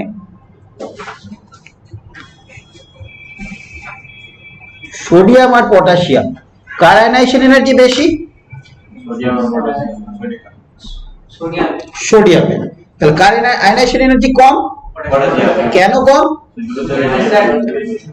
কারণ এখানে সোডিয়ামের যদি আমি দেখি, সোডিয়ামে যদি দেখি 3s1, পটাশিয়ামের ক্ষেত্রে দেখলে 4s1, একটা অরবিট বা একটা কক্ষপথটা বেড়ে যায়নি? তাহলে দূরত্বটা অনেকটা বেশি বেড়ে গেছে। দূরত্ব যেহেতু বেড়ে গেছে, সুতরাং আমরা বলতে পারি পটাশিয়ামের ইলেকট্রনটা লুজলি বাউন্ডেড থাকবে। লুজলি বাউন্ডেড থাকলে তাকে অল্প এনার্জি দেবো, আমি বেরিয়ে চলে যাবে সে, ঠিক বললাম? বেশ, এবার দেখা যাক। এটা একটা করে ফ্যাক্টর বলছি বলে এরকম এক্সাম্পল হচ্ছে, যখন সবগুলো ফ্যাক্টর হবে তখন কিন্তু এক্সাম্পলটা একটু হার্ড হবে। সাইজের পরে কি ছিল?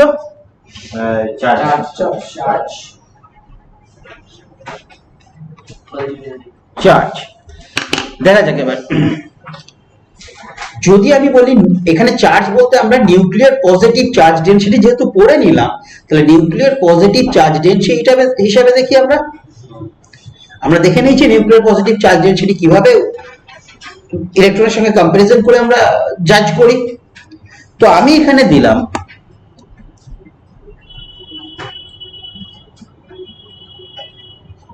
Na+ আর বা সোডিয়াম দিলাম আর Mg+ দিলাম। সোডিয়াম Mg+ দেব?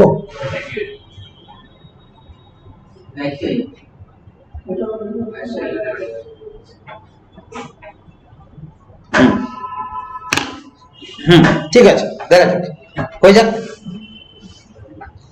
ইলেকট্রনিক কনফিগারেশন তো সেম, তাহলে আয়নাইজেশন এনার্জি কি সমান হবে?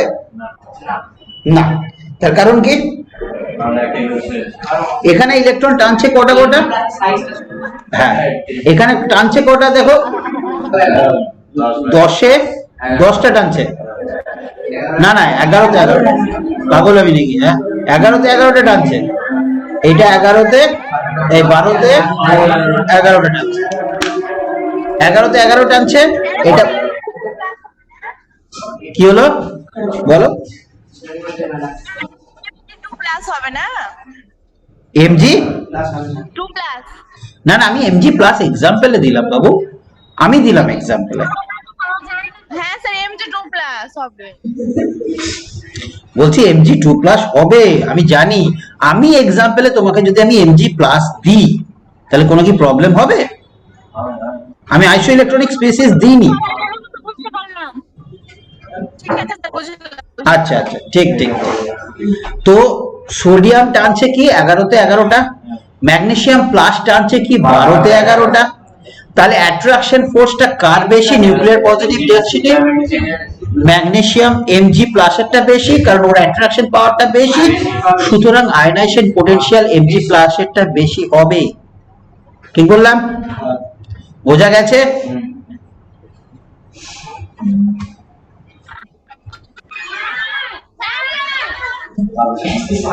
হ্যাঁ বলো, বলো। হ্যাঁ স্যার, বুঝতে পেরেছি। ঠিক আছে, সুন্দর। হ্যাঁ বলো। স্যার আরেকবার বলেন। এটা অন্যজন হয়তো, অন্য স্টুডেন্ট না, একজন বুঝতে পেরেছে, সে বলতে বললো বুঝতে পেরেছে, অন্যজন হয়তো বলছে বুঝতে পারে। দেখো সোডিয়ামের যদি আমি দেখি প্রোটন সংখ্যা হচ্ছে 11, ঠিক? আচ্ছা, ইলেকট্রন সংখ্যা কত? 11। তাহলে 11টা প্রোটন 11টা ইলেকট্রনকে টানছে। ম্যাগনেসিয়ামের ক্ষেত্রে তুমি দেখো, এমজি প্লাসের ক্ষেত্রে তুমি যদি দেখো, এমজির মাথায় একটা পজিটিভ চার্জ আছে, এই অবস্থায় যদি তুমি দেখো তাহলে ম্যাগনেসিয়ামের কিন্তু প্রোটন সংখ্যা 12, কিন্তু ইলেকট্রন সংখ্যা, একটা ইলেকট্রন চলে যাওয়াতে ইলেকট্রন সংখ্যা কমে হয়ে গেল 11। তাহলে সোডিয়ামে 11টা প্রোটন 11টা ইলেকট্রনকে টানছিল, অ্যাট্রাকশন করছিল, কিন্তু ম্যাগনেসিয়াম প্লাসে 12টা প্রোটন 11টা ইলেকট্রনকে টানছে। তাহলে কার ক্ষমতা বেশি? টানার ক্ষমতা কার বেশি? নিউক্লিয়ার পজিটিভ চার্জ ডেনসিটি কার বেশি? Nuclear positive charge density MG প্লাসের বেশি। নিউক্লিয়ার পজিটিভ চার্জ ডেনসিটি যদি বেশি হয় তাহলে আকর্ষণ বলটাও বেশি হবে। আকর্ষণ বল যদি ভ্যালেন্স ইলেকট্রনের সঙ্গে বেশি হয় তাহলে আমাকে বেশি পরিমাণে এনার্জি দিতে হবে ইলেকট্রনটাকে বের করতে গেলে। বুঝতে পারলাম? সেই জন্য এমজি প্লাসের, হ্যাঁ, আইই অফ আমরা লিখতে পারি MG plus is greater than IE of NA, লিখতে পারি না? এরকম কোশ্চেনে সবসময় কি আইসো ইলেকট্রনিক কনফিগারেশন থাকে? এটাতে আইসো ইলেকট্রনিক কনফিগারেশন, আমি নিউক্লিয়ার চার্জ সব থেকে ভালো বোঝা যায় আইসো ইলেকট্রনিক কনফিগারেশনে। নিউক্লিয়ার চার্জ যে আমি এক্সপ্লেইন করব তার জন্য সব থেকে ভালো বোঝা যায় আইসো ইলেকট্রনিক স্পেসিস। আবার তুই আরেকটা দেখ, হ্যাঁ, না হলে কিন্তু ই বাই এম রেশিও করতে হয়, তো সেইটার দিকে আমি যাচ্ছি না। ই বাই এম রেশিও অনেক করার জিনিস, বা অনেক, সেটা বেটার জিনিস, অবভিয়াসলি বেটার জিনিস। আমি ইন জেনারেল ডিসকাস করছি। তো তো আইসো ইলেকট্রনিক স্পিসিসের ক্ষেত্রে আমরা করলাম, কারণ আমরা ভালোভাবে বুঝতে পারবো যে নিউক্লিয়ার পজিটিভ চার্জ ডেনসিটি বাড়ছে না কমছে। ঠিক?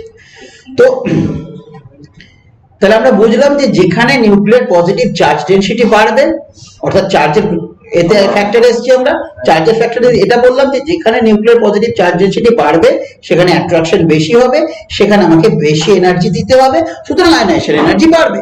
As simple as that. বেশ, চার্জ গেল। চলে আসি ইলেকট্রনিক কনফিগারেশন। নেক্সট হেডিং আমাদের ইলেকট্রনিক কনফিগারেশন।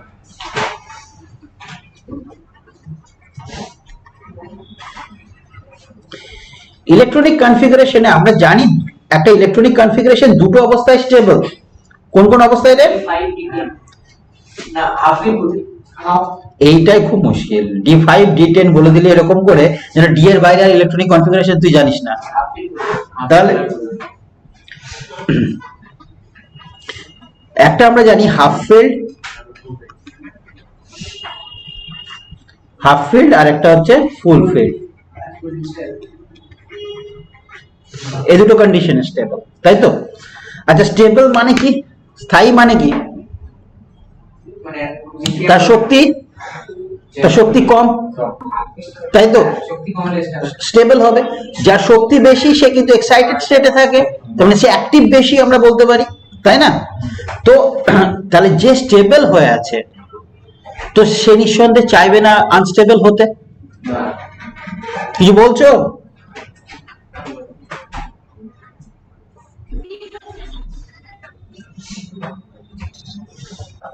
কথাটা আসছে না, একটু একটু জোরে বলো। আমি কোশ্চেন এখনো কিছু করিনি। আমি বললাম যে নেক্সট ফ্যাক্টর আমাদের আছে, যে নেক্সট ফ্যাক্টরটা আছে 3rd নম্বর ফ্যাক্টর আমরা লিখিয়েছিলাম, সেটা হচ্ছে ইলেকট্রনিক কনফিগারেশন অর্থাৎ ইলেকট্রনিক বিন্যাস।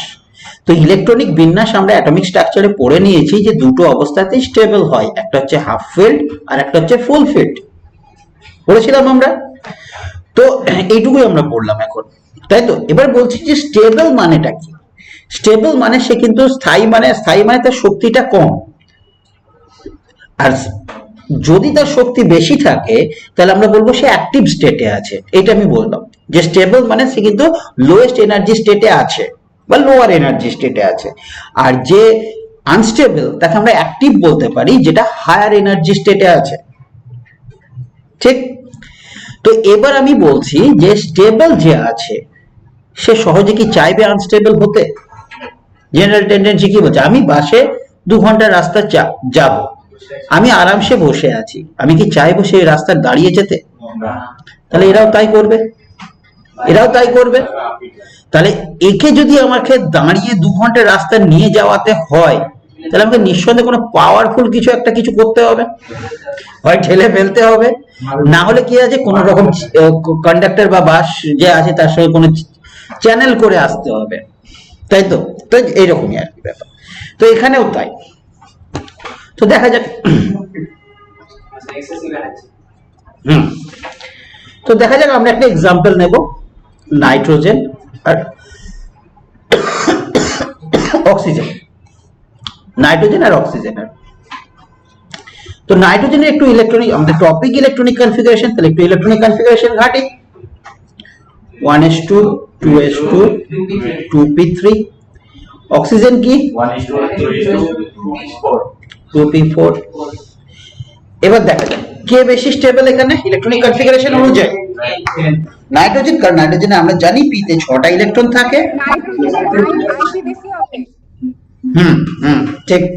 তো নাইট্রোজেনের আমরা জানি 6টা ইলেকট্রন থাকে, সে জায়গায় পিতে থাকে 6টা ইলেকট্রন, সে জায়গায় কিন্তু পিতে এখানে আছে 3টে ইলেকট্রন। তো 3টে মানে আমরা বলতে পারি এটা হাফ ফিল্ড কনফিগারেটেড। আর অক্সিজেন কিন্তু নাইদার হাফ ফিল্ড নর ফুল ফিল্ড, মাঝামাঝি জায়গায় বা কোন একটা জায়গায় অবস্থান করে আছে, হাফ ফিল্ডও নয় ফুল ফিল্ডও নয়, ঠিক? তাহলে এবার তাহলে আমরা বলতে পারি নাইট্রোজেন ইলেকট্রনিক কনফিগারেশন অনুসারে নাইট্রোজেন হচ্ছে স্থায়ী অক্সিজেনের থেকে। হ্যাঁ, তাহলে যে স্থায়ী আছে এই 3 থেকে, পি এর 3টে থেকে 2টোতে আনতে নিঃসন্দেহে আমাকে একটু বেশি এনার্জি দিতে হবে অক্সিজেনের তুলনায়। অক্সিজেনের ক্ষেত্রে আবার দেখা যায় কেউ দাঁড়িয়ে যাচ্ছে 2 ঘন্টা, তো মেন্টালি সে প্রিপেয়ার যে আমি দাঁড়িয়ে যাব, হঠাৎ করে একটা সিট ফাঁকা পেলো, বসবে না? তাহলে অক্সিজেন দেখছে যদি আমাকে শক্তি দিচ্ছে তো আমি যদি একটা ইলেকট্রন বের করে দিতে পারি তাহলে আমি কি কন্ডিশনে আসছি? তাহলে সে লাফাবে, আসার জন্য অল্প এনার্জি লাগবে, পুশ করবো, সে রাজি একদম সঙ্গে সঙ্গে, তাই না? তাহলে নাইট্রোজেনের কিন্তু আমাকে বেশি শক্তি দিতে হলো, অক্সিজেনে কিন্তু কম শক্তি দিতে হলো। তাহলে আমরা বলতে পারি না যে নাইট্রোজেনের আয়নাইজেশন পোটেনশিয়াল কিন্তু অক্সিজেনের থেকে বেশি, ঠিক? সেই একইভাবে যদি আমি করি ফসফরাস আর সালফার, কার বেশি হবে?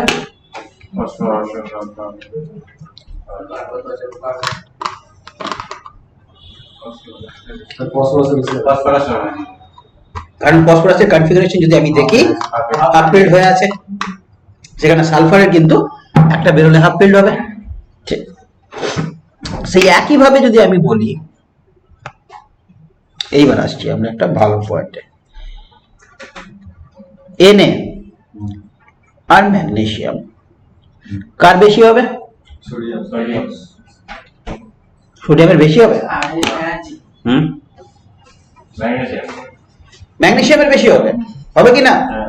কারণ যদি সোডিয়ামের ইলেকট্রনিক কনফিগারেশন দেখি কি হবে, সোডিয়াম, ম্যাগনেসিয়াম কি হবে? বেশি হবে, বলো বলো। ফসফরাসের আইপি বেশি হবে। হ্যাঁ, অনেক পরে গেছে তোমার কাছে, তুমি কি একটু লেটে শুনছো তোমরা? আমরা ফসফরাসের কিন্তু কনসেপ্ট করে দিয়ে বেরিয়ে গেছি, আমরা পরের এক্সাম্পল চলছি, সোডিয়াম এবং ম্যাগনেসিয়াম। আমার কি লাইভ শুনতে পাচ্ছ যে সোডিয়াম এবং ম্যাগনেসিয়ামের এক্সাম্পলটা আমি আলোচনা করছি? ঠিক। তো সোডিয়ামের ইলেকট্রনিক কনফিগারেশন আমরা দেখলাম 3s1, ম্যাগনেসিয়ামের ইলেকট্রনিক কনফিগারেশন কি দেখলাম? 3s2। তাহলে এস এর ফুলফিল্ড কন্ডিশন অবভিয়াসলি আমরা জানি fulfilled is much more stable then half field, তাই না? তাহলে ম্যাগনেসিয়ামের আয়নাইজেশন, এক্ষেত্রে ম্যাগনেসিয়ামের আয়নাইজেশন এনার্জি বেশি হওয়া উচিত, তো উচিত কিনা? ঠিক। আর সোডিয়ামের আয়নাইজেশন এনার্জি ম্যাগনেসিয়ামের থেকে কম হবে। আবার যদি সোডিয়ামকে যদি দেখি, সোডিয়াম কিন্তু ঝাঁপাবে ইলেকট্রন বের করার জন্য, কারণ কি ওই ইনার্ট গ্যাসের কনফিগারেশন পেয়ে যাচ্ছে, নিয়নের কনফিগারেশন পেয়ে যাচ্ছে, হাইয়েস্ট স্টেবিলিটিতে চলে আসছে, মানে ওর সিরিজের আন্ডারে হাইয়েস্ট স্টেবিলিটিতে চলে আসছে, কারণ সে এইচ থেকে একটা ইলেকট্রন বের করে, তাহলে অল্প টোকা দেবো, টুক করে বের করে দেবে একটা ইলেকট্রন, তাই না? হ্যাঁ, তাহলে আমরা বলতে পারি না, এইখানে একটা আমরা সামারি করছি, যদি IE1 of Na is less than IE1 of Mg, বলতে পারি তো আয়নাইজেশন এনার্জি, সোডিয়ামের আয়নাইজেশন এনার্জি কিন্তু ম্যাগনেসিয়ামের থেকে কম, বলতে পারি তো? ঠিক। এটা কিন্তু কি হলো বলতো, ফার্স্ট আয়নাইজেশন এনার্জি হলো না। এবার আমি সেকেন্ড আয়নাইজেশন এনার্জিতে আসবো। তাহলে ফার্স্ট আয়নাইজেশন এনার্জি যদি ইকুয়েশন করি আমি কি পাবো? IE1 Na plus electron.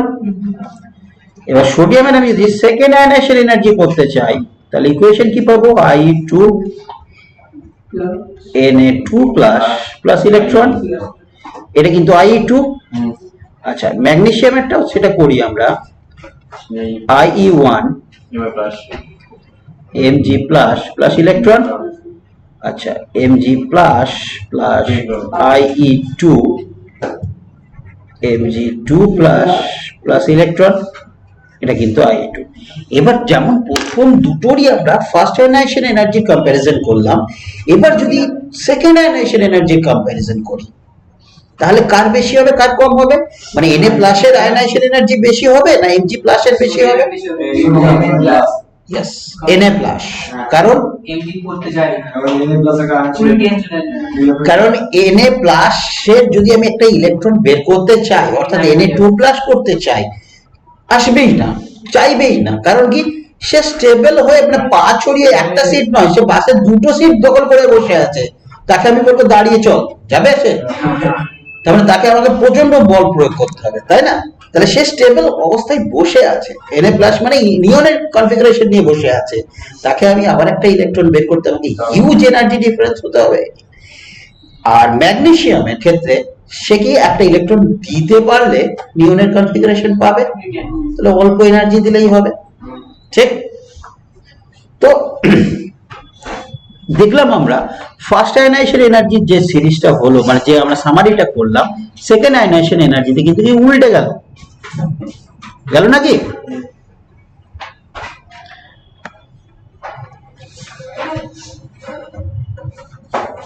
এখানে আমরা লিখতে পারবো IE2 of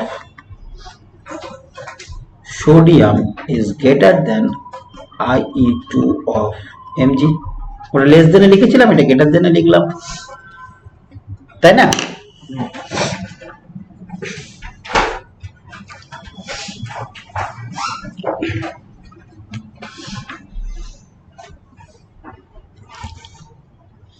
এবার আমি সাপোজ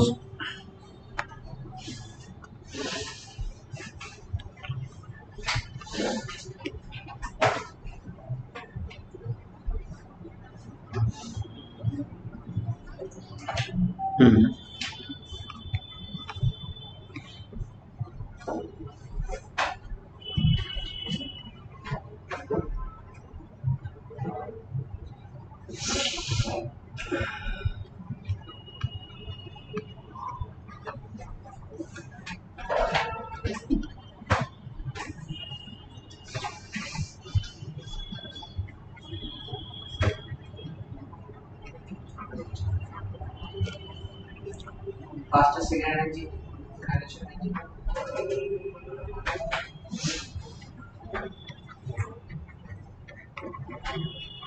এই দিলাম,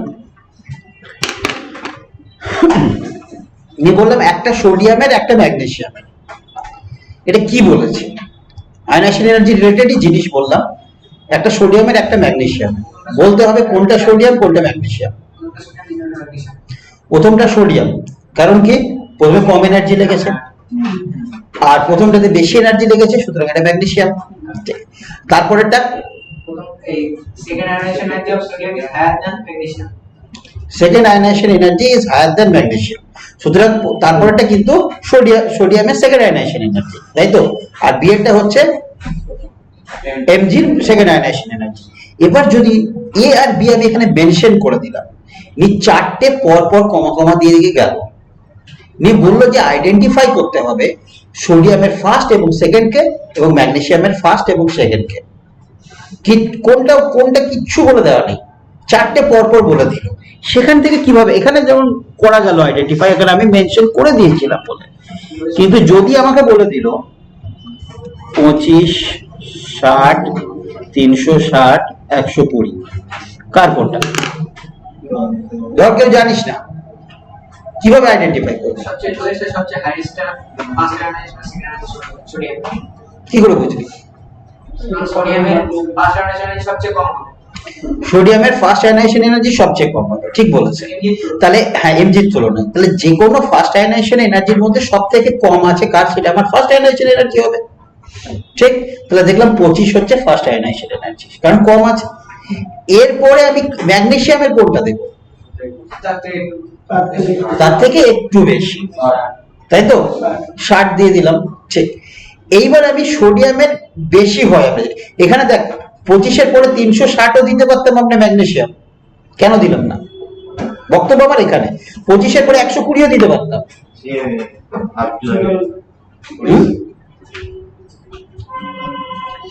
25-এর পরে আমি তিনটেই বেশি, কিন্তু 60ও বেশি, 360ও বেশি, 120ও বেশি, আমি কেন 60 দিচ্ছি?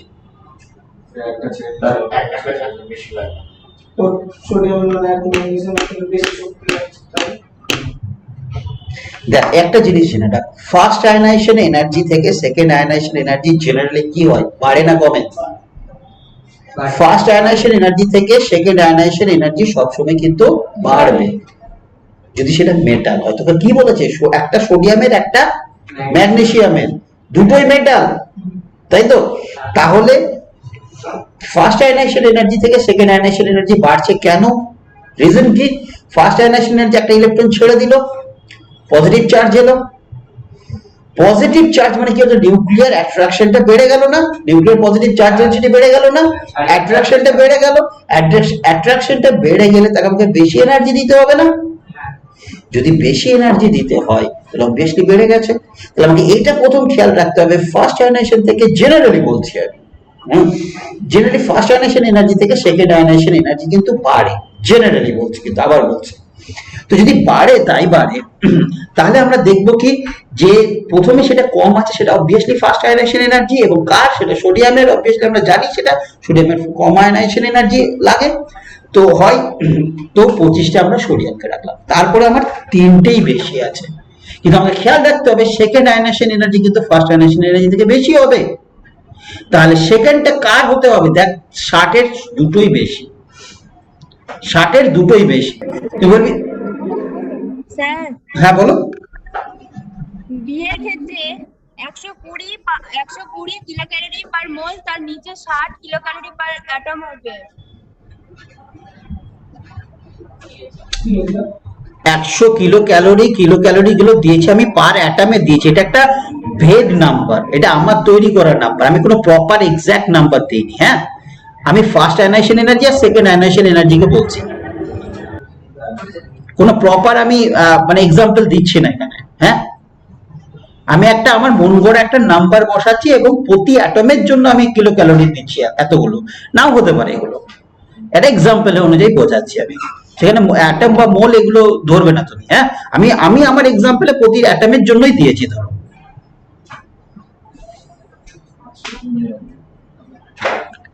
বেশ, আমি যেটা বলছিলাম যে 60টাকেই আমরা কেন ম্যাগনেসিয়ামেরটা করছি, তার কারণ হচ্ছে কারণ সেকেন্ড আয়নাইজেশন এনার্জি কিন্তু বাড়বে, সেজন্য আমি 60টাকে ম্যাগনেসিয়াম করলাম। তাহলে ফার্স্ট দুটো করে দিলাম, সোডিয়ামের 25, ম্যাগনেসিয়ামের 60। তারপরে যখন সোডিয়ামের করছি আর ম্যাগনেসিয়ামের করছি তখন এটা খেয়াল রাখবো যে সোডিয়ামের সেকেন্ড আয়নাইজেশন এনার্জি কিন্তু বেশি হবে, অনেক বেশি হবে, কারণ একটা ইলেকট্রন ছেড়ে সেই ইনার্ট গ্যাসে চলে আসছে। তাহলে 25 থেকে ম্যাক্সিমাম জাম্প করবে, সেই জন্য করলো কত? 360। আর ম্যাগনেসিয়ামের একটা ইলেকট্রন চলে যাওয়ার জন্য যে 60 লেগেছিল আর একটা ইলেকট্রন ছাড়তে সে কিন্তু, হ্যাঁ বলো কোথায় ছিলাম আমরা? হ্যাঁ, তো সোডিয়ামকে আমরা যেহেতু কম বলেই আমরা সোডিয়ামটাকে 25 বললাম, 25 ইউনিট। 60 বললাম কাকে? নাকি ম্যাগনেসিয়ামকে, কারণ আমরা সেকেন্ড আয়নাইজেশন এনার্জি বাড়বে বলেই। হ্যাঁ, তারপরে এবার দেখছি সেকেন্ড আয়নাইজেশন এনার্জি যখন কম্প্যারিজন করছি আমরা, তখন দেখছি ম্যাগনেসিয়াম আর সোডিয়াম, ম্যাগনেসিয়ামের সেকেন্ড আয়নাইজেশন এনার্জি আর সোডিয়ামের সেকেন্ড আয়নাইজেশন এনার্জির মধ্যে দেখছি সোডিয়ামের কিন্তু অনেক বেশি। তাহলে 360টা অবভিয়াসলি সোডিয়ামের সেকেন্ড আয়নাইজেশন এনার্জি, তারপরে 120টা হয়ে যাচ্ছে ম্যাগনেসিয়ামের সেকেন্ড আয়নাইজেশন এনার্জি। তাহলে এই নাম্বার, চারটে নাম্বার দিয়ে দিল, চারটে নাম্বার দিয়ে দিল, আইডেন্টিফাই করতে বললো, মেটাল বলে দিল বা কিছু একটা বলে দিল, নিয়ে এই কনসেপ্টে আমি যেটা বোঝাতে চাইছি যে কনসেপ্টটা আমরা এই ইউজ করব, যে থিওরিটিক্যালি ভাববো, আমি কখনোই ভাববো না যে আমাকে তারা ক্যালকুলেট করতে হবে, এটা কিন্তু ভাববো না, আমরা ভাববো থিওরিটিক্যাল কনসেপ্টে, এবং সেই ভ্যালুগুলোকে আমরা ধরে নেবো এটা সার্টেন ভ্যালু, সেটা হোক মিললো চাই না মিললো, কেউ যদি মুখস্থ করে রেখেছে সেটা ইম্পসিবল। তো যদিও করে রেখেছে কেউ, যদি তাহলে বলবো এই ভ্যালু তো মিলছে না, তা কিন্তু করলে চলবে না। আমাকে থিওরিটিক্যালি ভাবতে হবে যে আমার থিওরি কি বলছে, কনসেপ্ট কি বলছে, সেই অনুযায়ী কিন্তু আমি সাজিয়ে নেব। বোঝা গেল? ঠিক। এরপরে চলে আসছি আমরা স্ক্রিনিং এফেক্ট, এইটা আসছি, এটা আমরা বলবো। সবাই শুনতে পাচ্ছ তো? হ্যাঁ স্যার। হ্যাঁ স্যার, শোনা যাচ্ছে। ঠিক আছে, স্ক্রিনিং এফেক্টে চলে আসি। লেখাটা আমার বেঁকে যাচ্ছে কেন? হ্যাঁ ঠিক আছে, এখানটা বেঁকে আছে না? হ্যাঁ ঠিক। তো স্ক্রিনিং এফেক্টে আসি, আবরণী প্রভাব। তো দেখা যাক এই জিনিসটা কি জিনিস, একজন কোশ্চেন করেছিল আবরণী প্রভাবটা কি জিনিস, তো তার উদ্দেশ্যেও আমি বলছি, সবার উদ্দেশ্যেই বলছি।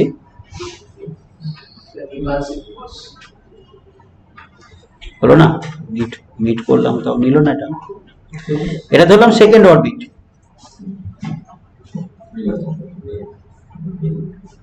নিল না, এটা থার্ড অরবিট।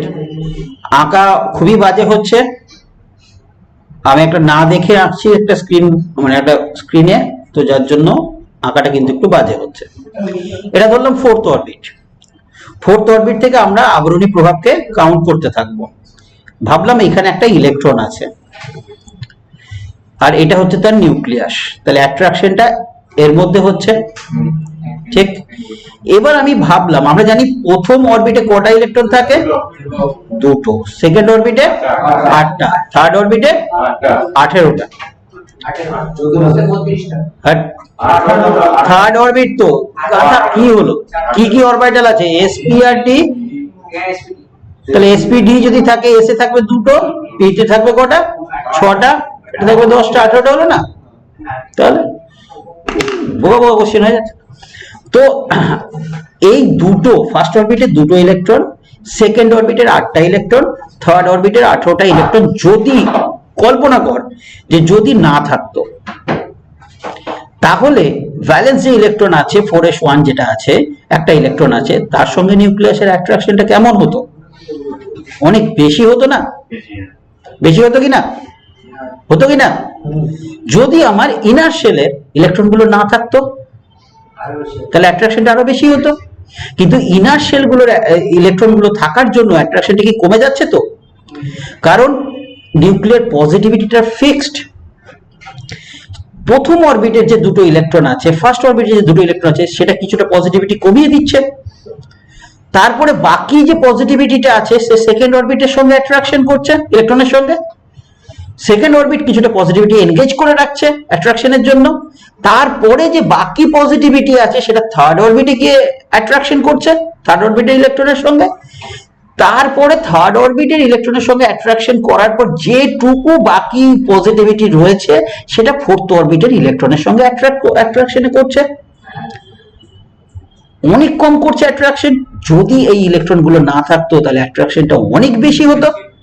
তাহলে আমরা বলতে পারি না যে এই ইনার শেলগুলো একটা আবরণীর মতো কাজ করছে, যে আবরণীতে ছেঁকে নিচ্ছে অ্যাট্রাকশনটাকে কমিয়ে দিচ্ছে। তো ক্যাপ্টেন আমেরিকার একটা শিল্ড ছিল, তো এখানেও সেই ইলেকট্রনের অ্যাট্রাকশনটাকে শিল্ডিং করছে। শিল্ড মানে শিল্ড দিয়ে কি আটকাচ্ছিল সে অ্যাটাক গুলোকে, তো এখানেও সে কিন্তু এখানে ইলেকট্রনের নিউক্লিয়াসের অ্যাট্রাকশনটাকে আটকে দিচ্ছে। যেটুকু আটকাতে পারছে না সেটা পরের স্টেপে যাচ্ছে, পরের অরবিটে যাচ্ছে। তো এই প্রভাব যে ইনার শেলগুলো নিউক্লিয়াসের আকর্ষণ বলটাকে পরবর্তী শেলের জন্য কমিয়ে দিচ্ছে, সেটাকে আমরা আবরণী প্রভাব বলতে পারি না? স্ক্রিনিং এফেক্ট বা শিল্ডিং এফেক্ট। বোঝা গেছে না যায়নি? তাহলে হোয়াট ইজ স্ক্রিনিং এফেক্ট, এটা কি সবার জন্য বোঝা হয়েছে? জঙ্গিপুরকে বলছি।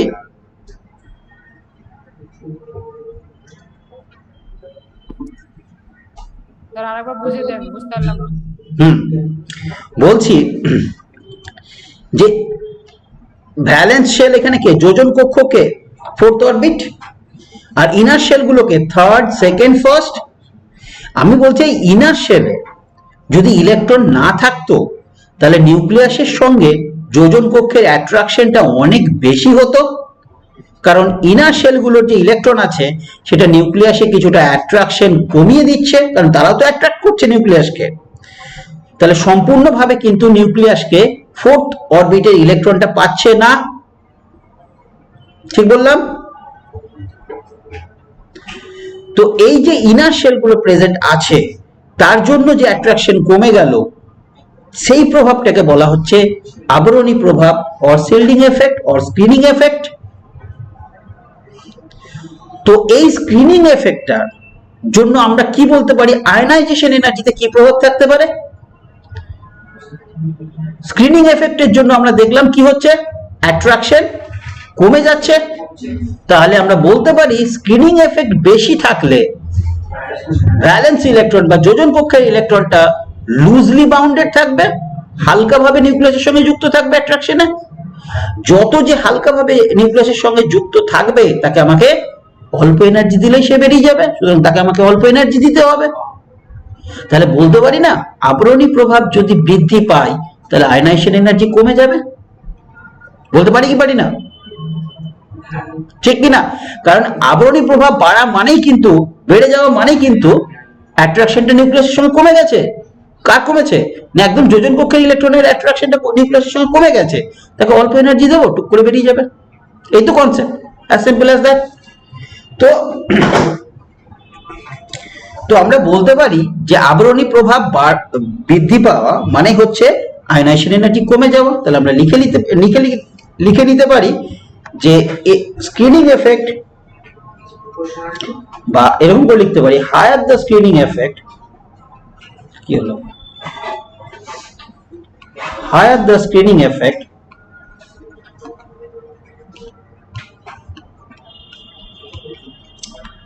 lower will be ionization energy, ঠিক বললাম? ঠিক। এবার এই স্ক্রিনিং এফেক্টের কার কি অরবিটাল অনুযায়ী যদি আমরা ক্ষমতা দেখি, তার জন্য আমাদের আসে ভেদন ক্ষমতা বা পেনিট্রেটিং পাওয়ার। ভেদন ক্ষমতা বা পেনিট্রেশন পাওয়ার বা পেনিট্রেটিং পাওয়ার কার হবে? যে নিউক্লিয়াসের সব থেকে কাছে থাকবে সে বেশি সব থেকে অ্যাট্রাকশনটা নষ্ট করে দেবে, কারণ সে বেশি অ্যাট্রাকশন নিয়ে বসে আছে, দূরত্ব কম, অ্যাট্রাকশন বেশি আছে তার। তো পেনিট্রেটিং পাওয়ার হয়ে যাবে কে সব থেকে কাছে আছে, অবভিয়াসলি এস, তারপরে হবে পি, তারপরে হবে ডি, তারপরে হবে এফ। বিএফ এর সবচেয়ে লো। হ্যাঁ, অনেক দূরে আছে তারা, তার অ্যাট্রাকশনটাকে বেশিটা নষ্ট করতে পারছে না। বোঝা গেল? এইবার যদি আমরা দেখি একটা এক্সাম্পল দেখি, আমরা কি বললাম, ফোর্থ অরবিট থেকে আমরা স্ক্রিনিং এফেক্টটাকে কাউন্ট করব। তাহলে কে আর সিইউ, পটাশিয়াম আর কপার, এই দুটোকে একটু জাজ করি আমরা যে কি বলছে দেখি। কার আয়নাইজেশন এনার্জি বেশি, কার আয়নাইজেশন এনার্জি কম। তো কপার ইলেকট্রনিক কনফিগারেশন লেখা যাক। কি বলছো?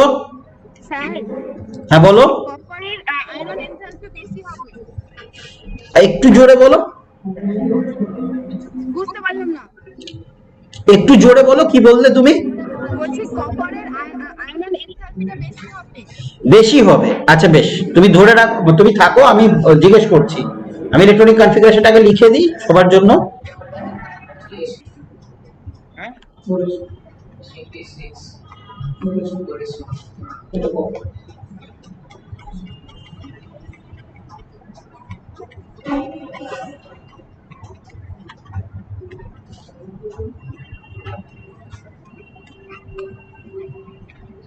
দেখো দুটোরই ইলেকট্রনিক কনফিগারেশন আছে 4s1, এটারও আছে 4s1।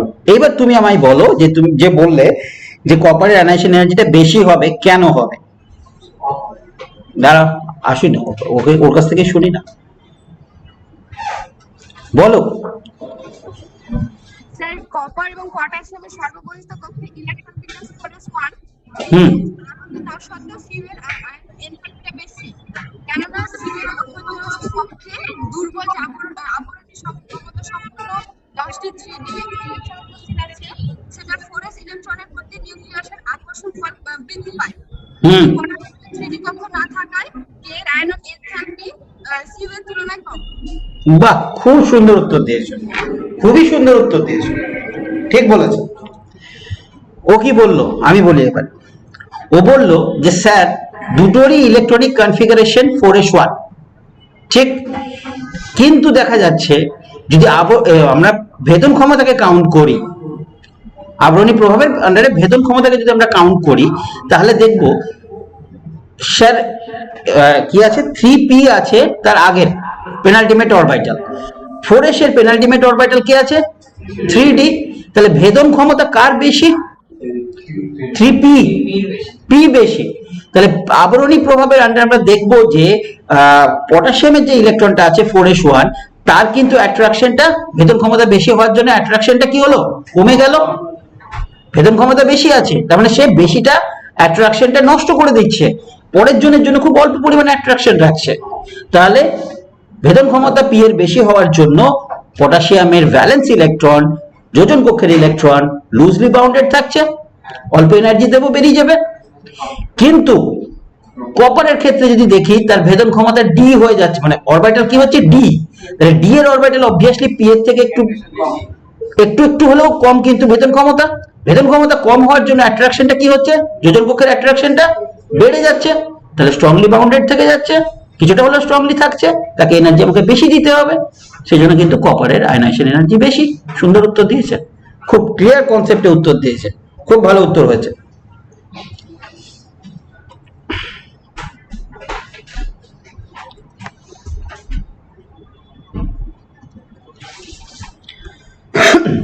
এবার আসি আমরা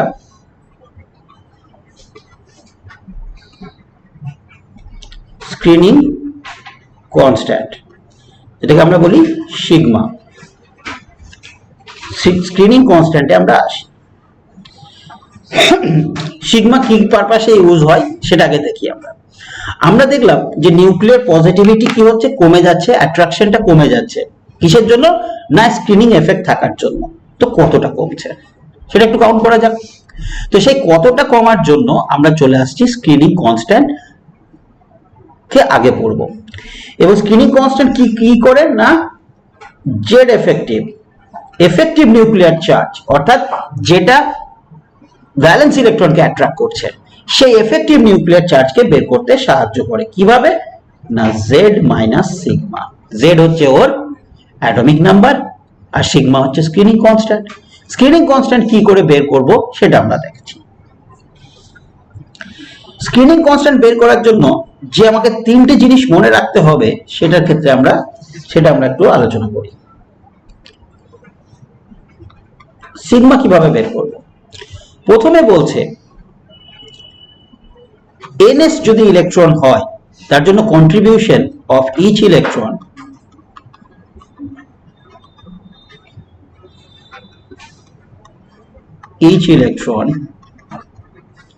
will be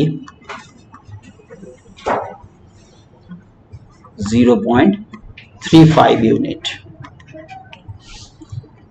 বলছে ns বলবো না, nth ইলেকট্রন বলি। s কেন বলছি, সরি ভুল বলেছি। nth ইলেকট্রন যদি হয়, আমি বোঝাবো এগুলো সব, হ্যাঁ আগে একটু লিখে দিই। n-1th যদি ইলেকট্রন হয় সেক্ষেত্রে কি বলছে? Contribution of each electron will be 0.85 unit.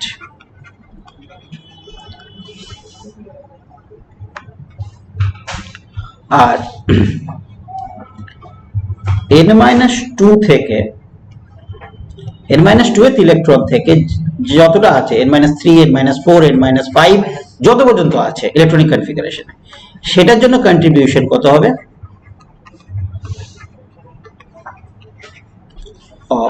আমি এক্সাম্পল দিয়ে বুঝিয়ে দেবো, ঘাবড়ালে হবে না, হ্যাঁ ঘাবড়িয়ে লাভ নেই, আমি বুঝিয়ে দেবো সব।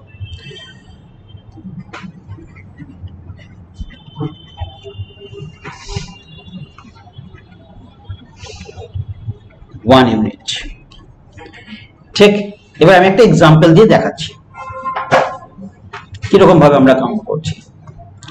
যেমন ধরলাম আমি ম্যাগনেসিয়াম, আমি ছোট করে দেখাচ্ছি, ছোট এক্সাম্পল নিয়ে। ম্যাগনেসিয়াম ইলেকট্রনিক কনফিগারেশন কি? 1s2 2s2 2p6 3s2। আমরা চাইছি যে ভ্যালেন্স যে ইলেকট্রন 3s2 এর সেকেন্ড ইলেকট্রনকে আমরা ভ্যালেন্স বলছি। ভ্যালেন্স যে ইলেকট্রন তার স্ক্রিনিং এফেক্ট কতটা সে অ্যাট্রাক্টেড ফিল করছে নিউক্লিয়াসের সঙ্গে ক্যালকুলেটিভ ওয়েতে। ঠিক, তো এখানে দেখা যাক। তো এটাকে আমরা বলবো nth অরবিট, এটাকে বলবো n-1, এটাকে বলবো n-2। ঠিক, n যদি ভ্যালেন্স শেল হয় তাহলে সেটা 3, তাহলে থার্ড অরবিটের ইলেকট্রন হচ্ছে nth ইলেকট্রন, n-1 হচ্ছে সেকেন্ড 3-1, তাহলে n-1 এর ইলেকট্রন হচ্ছে তোর সেকেন্ড অরবিটাল ইলেকট্রন, আর n-2 এর ইলেকট্রন হচ্ছে কে? First orbital electron. ক্লিয়ার? তাহলে সিগমা সমান আমরা কি করব? প্রথমে n এর ধরি, কাকে আমি কাউন্ট করছি? ভ্যালেন্স ইলেকট্রনকে কাউন্ট করছি, তার মানে s or 3s এর সেকেন্ড ইলেকট্রনকে কাউন্ট করছি। তাহলে ফার্স্ট ইলেকট্রনটা তো আবরণী প্রভাব দেখাবে, তাহলে ফার্স্ট ইলেকট্রনকে কাউন্ট করব, সেকেন্ড ইলেকট্রনকে তার সিগমাতে কাউন্ট করব না, কারণ ওরই তো অ্যাট্রাকশন আমরা মেজার করছি। হ্যাঁ, তাহলে সিগমা এখানে বুঝতে হবে কিন্তু 1 into 0.35 ইউনিট। বলবে স্যার এনে তো দুটো ইলেকট্রন ছিল, আপনি দুটো ইলেকট্রন কেন করলেন না, 1 কেন করলেন? তার কারণ হচ্ছে একটা ইলেকট্রনের রেসপেক্টে আমি অ্যাট্রাকশনটা মেজার করছি, তাহলে সেটা তো এনগেজ অ্যাট্রাকশনে, তার রেসপেক্টে মেজার করছি, তাহলে কে আবরণী প্রভাব করবে? তাহলে আর একটা ইলেকট্রন ফ্রি আছে ওই অরবিটে, তাহলে সেই ইলেকট্রনটা আবরণী প্রভাব ক্রিয়েট করবে, সেই জন্য একটা হিসাবে কাউন্ট করলাম। যদি ভ্যালেন্স শেলে 3টে ইলেকট্রন থাকে তাহলে আমি একটার জন্য কাউন্ট করছি, তাহলে বাকি দুটো কিন্তু আবরণী প্রভাবে অংশগ্রহণ করবে, তাহলে সেখানে 2 into 0.35 হয়ে যাবে। যদি 4টে ইলেকট্রন থাকে তাহলে হয়ে যাবে 3 into 0.35। বুঝতে পারলাম? সেজন্য কিন্তু আমি 1 into 0.35 করলাম। এবার n-1 এর কন্ট্রিবিউশন কত বলেছি? n-1 এ কটা ইলেকট্রন আছে? 8টা ইলেকট্রন আছে। 0.85 প্লাস এবার n মাইনাস 2 তে কত আছে? n মাইনাস 2 মানে 1s, 2 ইন্টু 1। তাহলে দেখা যাক ক্যালকুলেশন কি বলছে, কত হলো এটা?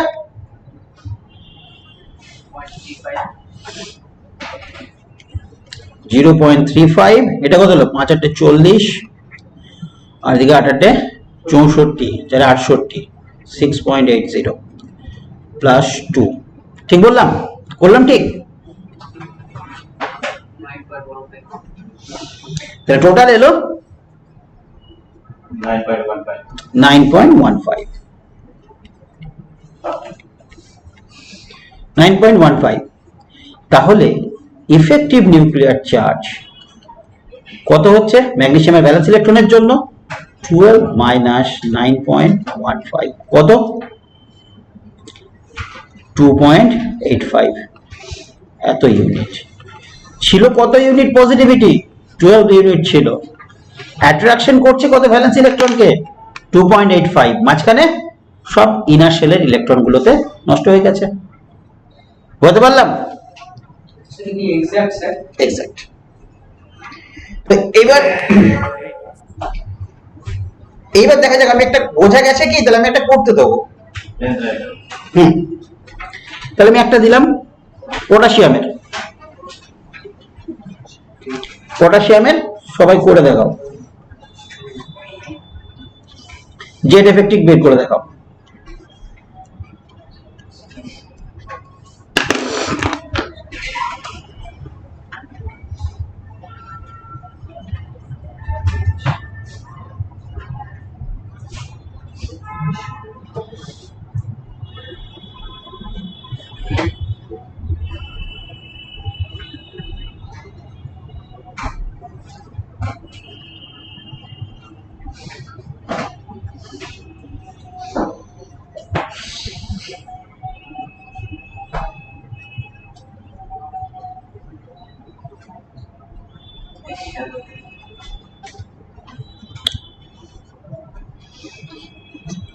হচ্ছে তো?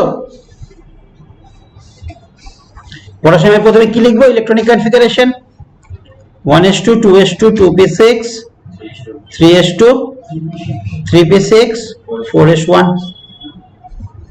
তাহলে ভ্যালেন্সিয়াল ইলেকট্রন কোনটা? 4s1। তাহলে এর nth অরবিটে কি আর কোনো ইলেকট্রন আছে? তাহলে nth অরবিটের যে কন্ট্রিবিউশন সেটা 0 হয়ে যাবে। n-1 এর কন্ট্রিবিউশন কত হবে?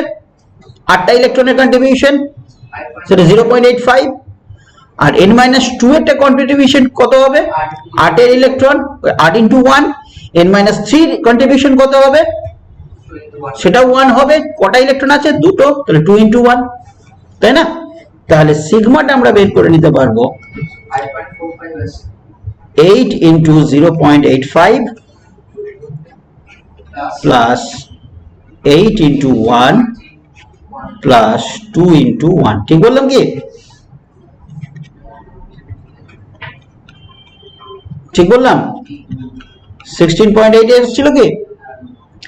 তাহলে জেড এফেক্টিভ হয়ে গেল 19 মাইনাস 16.8। কত আসছে? 2.2 ইউনিট। তাহলে ছিল কিন্তু 19টা পজিটিভিটি, 19 ইউনিট পজিটিভিটি ছিল। সে জায়গায় ভ্যালেন্স ইলেকট্রনটা কত ইউনিট পজিটিভিটি তৈরি হচ্ছে? 2.2।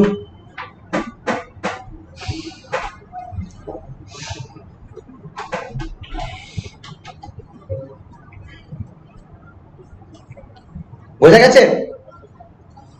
জঙ্গিপুর বোঝা গেছে?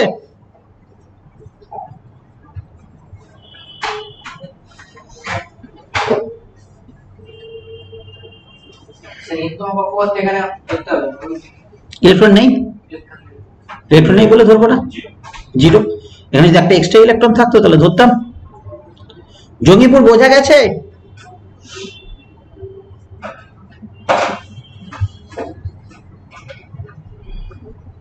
আওয়াজ আসছে না নাকি ওখানে?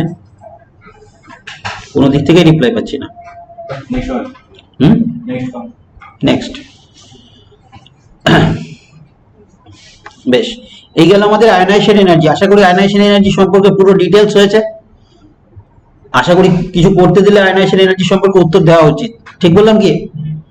ঠিক কি না? এক্সপেকটেশন কিন্তু থাকা উচিত। সুন্দর করে বোঝানো হয়েছে, সবকিছু ডিটেলস বোঝানো হয়েছে। এবার কাজ হচ্ছে কি, বাড়িতে গিয়ে পড়া, আয়নাইজেশন এনার্জি সুন্দর করে পড়া। বাকিগুলো অ্যাটমিক সাইজ ছোট জিনিস, তাও ঠিক আছে পড়ে নেবে, কিন্তু বাকিগুলো তো ছোটবেলাকার জিনিস। ব্লকটা নতুন এসছে, ব্লকের ক্যারেক্টারিস্টিক্স আমি পড়তে বলেছি, ঠিক কি না? হ্যাঁ, ওগুলো ক্যারেক্টারিস্টিক্স পড়তে হবে, কিন্তু এসে কি থাকছে, কেন থাকছে, কি থাকছে, হ্যান থাকছে। আচ্ছা, না ওটা কেমিক্যাল বন্ডিং এ আসবে, ঠিক আছে। এইবার চলে আসবো আমরা ইলেকট্রন গেইন এনথালপি। এনথালপি মানে একটা শক্তি জেনে রাখিস, কারণ আমরা থার্মোডাইনামিক্সে পড়বো কি জিনিস এনথালপি। এখন শুধু হেডিংটা থাকছে এনথালপি মানে একটা এনার্জি ধরে রাখতে হবে। তো ইলেকট্রন গেইন এনথালপি, বা আরেকটা কি বলা হয়, electron affinity. Electron affinity, electron gain enthalpy অর্থাৎ ইলেকট্রন, বাংলা হচ্ছে ইলেকট্রন আসক্তি বলে। হ্যাঁ, ইলেকট্রন আসক্তি। আমার আসছিল কিন্তু ইলেকট্রন আসক্তি। তো ইলেকট্রন গেইন এনথালপি আর ইলেকট্রন আসক্তি, সেই জিনিসটা কি কেউ বলবি? ইলেকট্রনকে মানে নেওয়ার যে চাহিদা, মানে সেটা আসক্তি থেকে বেরোচ্ছে। তো আসক্তিটা বুঝে আমি যেটুকু বলতে পারছি, তাই না? জিনিসটা কি এখানে, আমি যে অ্যাটমিক স্ট্রাকচারে বলেছিলাম, ধরা যাক ভ্যাগাবন্ড একটা ইলেকট্রন বাইরে আছে, তাই তো? কোন একটা ভ্যাগাবন্ড ইলেকট্রন সে ওদিক ওদিক ঘুরছে, তাকে আমি এতক্ষণ রিপ্লাই পাচ্ছি। হ্যাঁ, কেউ কিছু বলছো?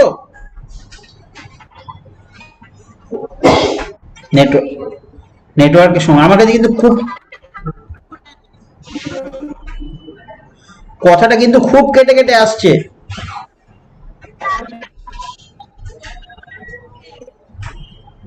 কিচ্ছু বুঝতে পারলাম না। কিছু একটা মানে কি জিজ্ঞেস করলো এটুকু আমি বুঝলাম, কিন্তু কোনটা? কিছু একটা মানে কি জিজ্ঞেস করলে আমি বুঝতে পেরেছি, কিন্তু কিসের মানে বললে সেটা আমি শুনতে পাইনি বা বুঝতে পারছি না, কেটে কেটে আসছে।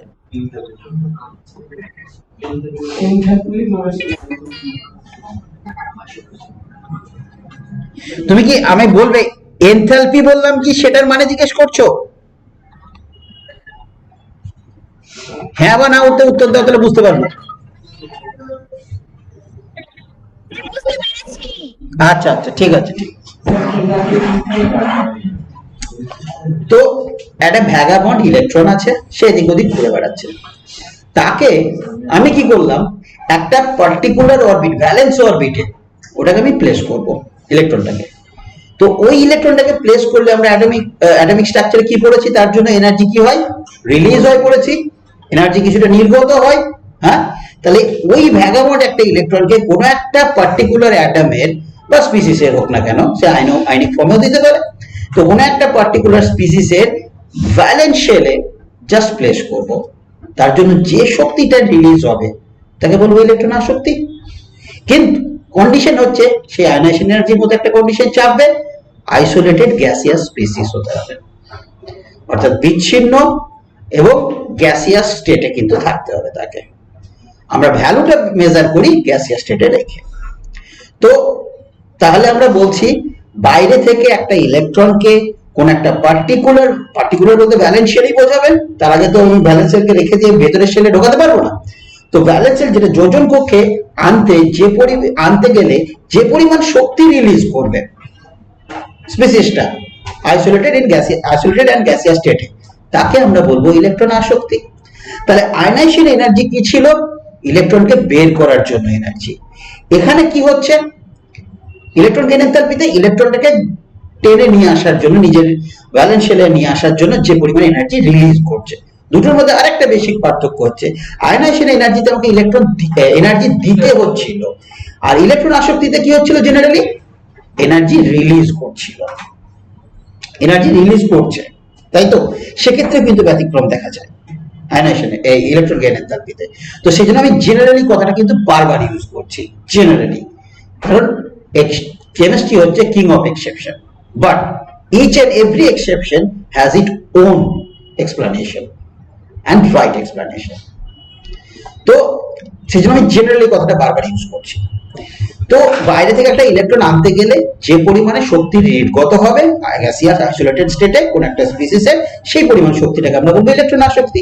তাহলে ইলেকট্রন আসক্তি সাধারণত নেগেটিভ সাইন দিয়ে আমরা এক্সপ্রেস করব, যেহেতু রিলিজ হচ্ছে। আমরা অ্যাটমিক স্ট্রাকচারে পড়েছি যে ইলেকট্রন রিলিজ হয়ে যাওয়া কেমিস্ট্রিতে কি বলবো, নেগেটিভ সাইন দিতে হবে।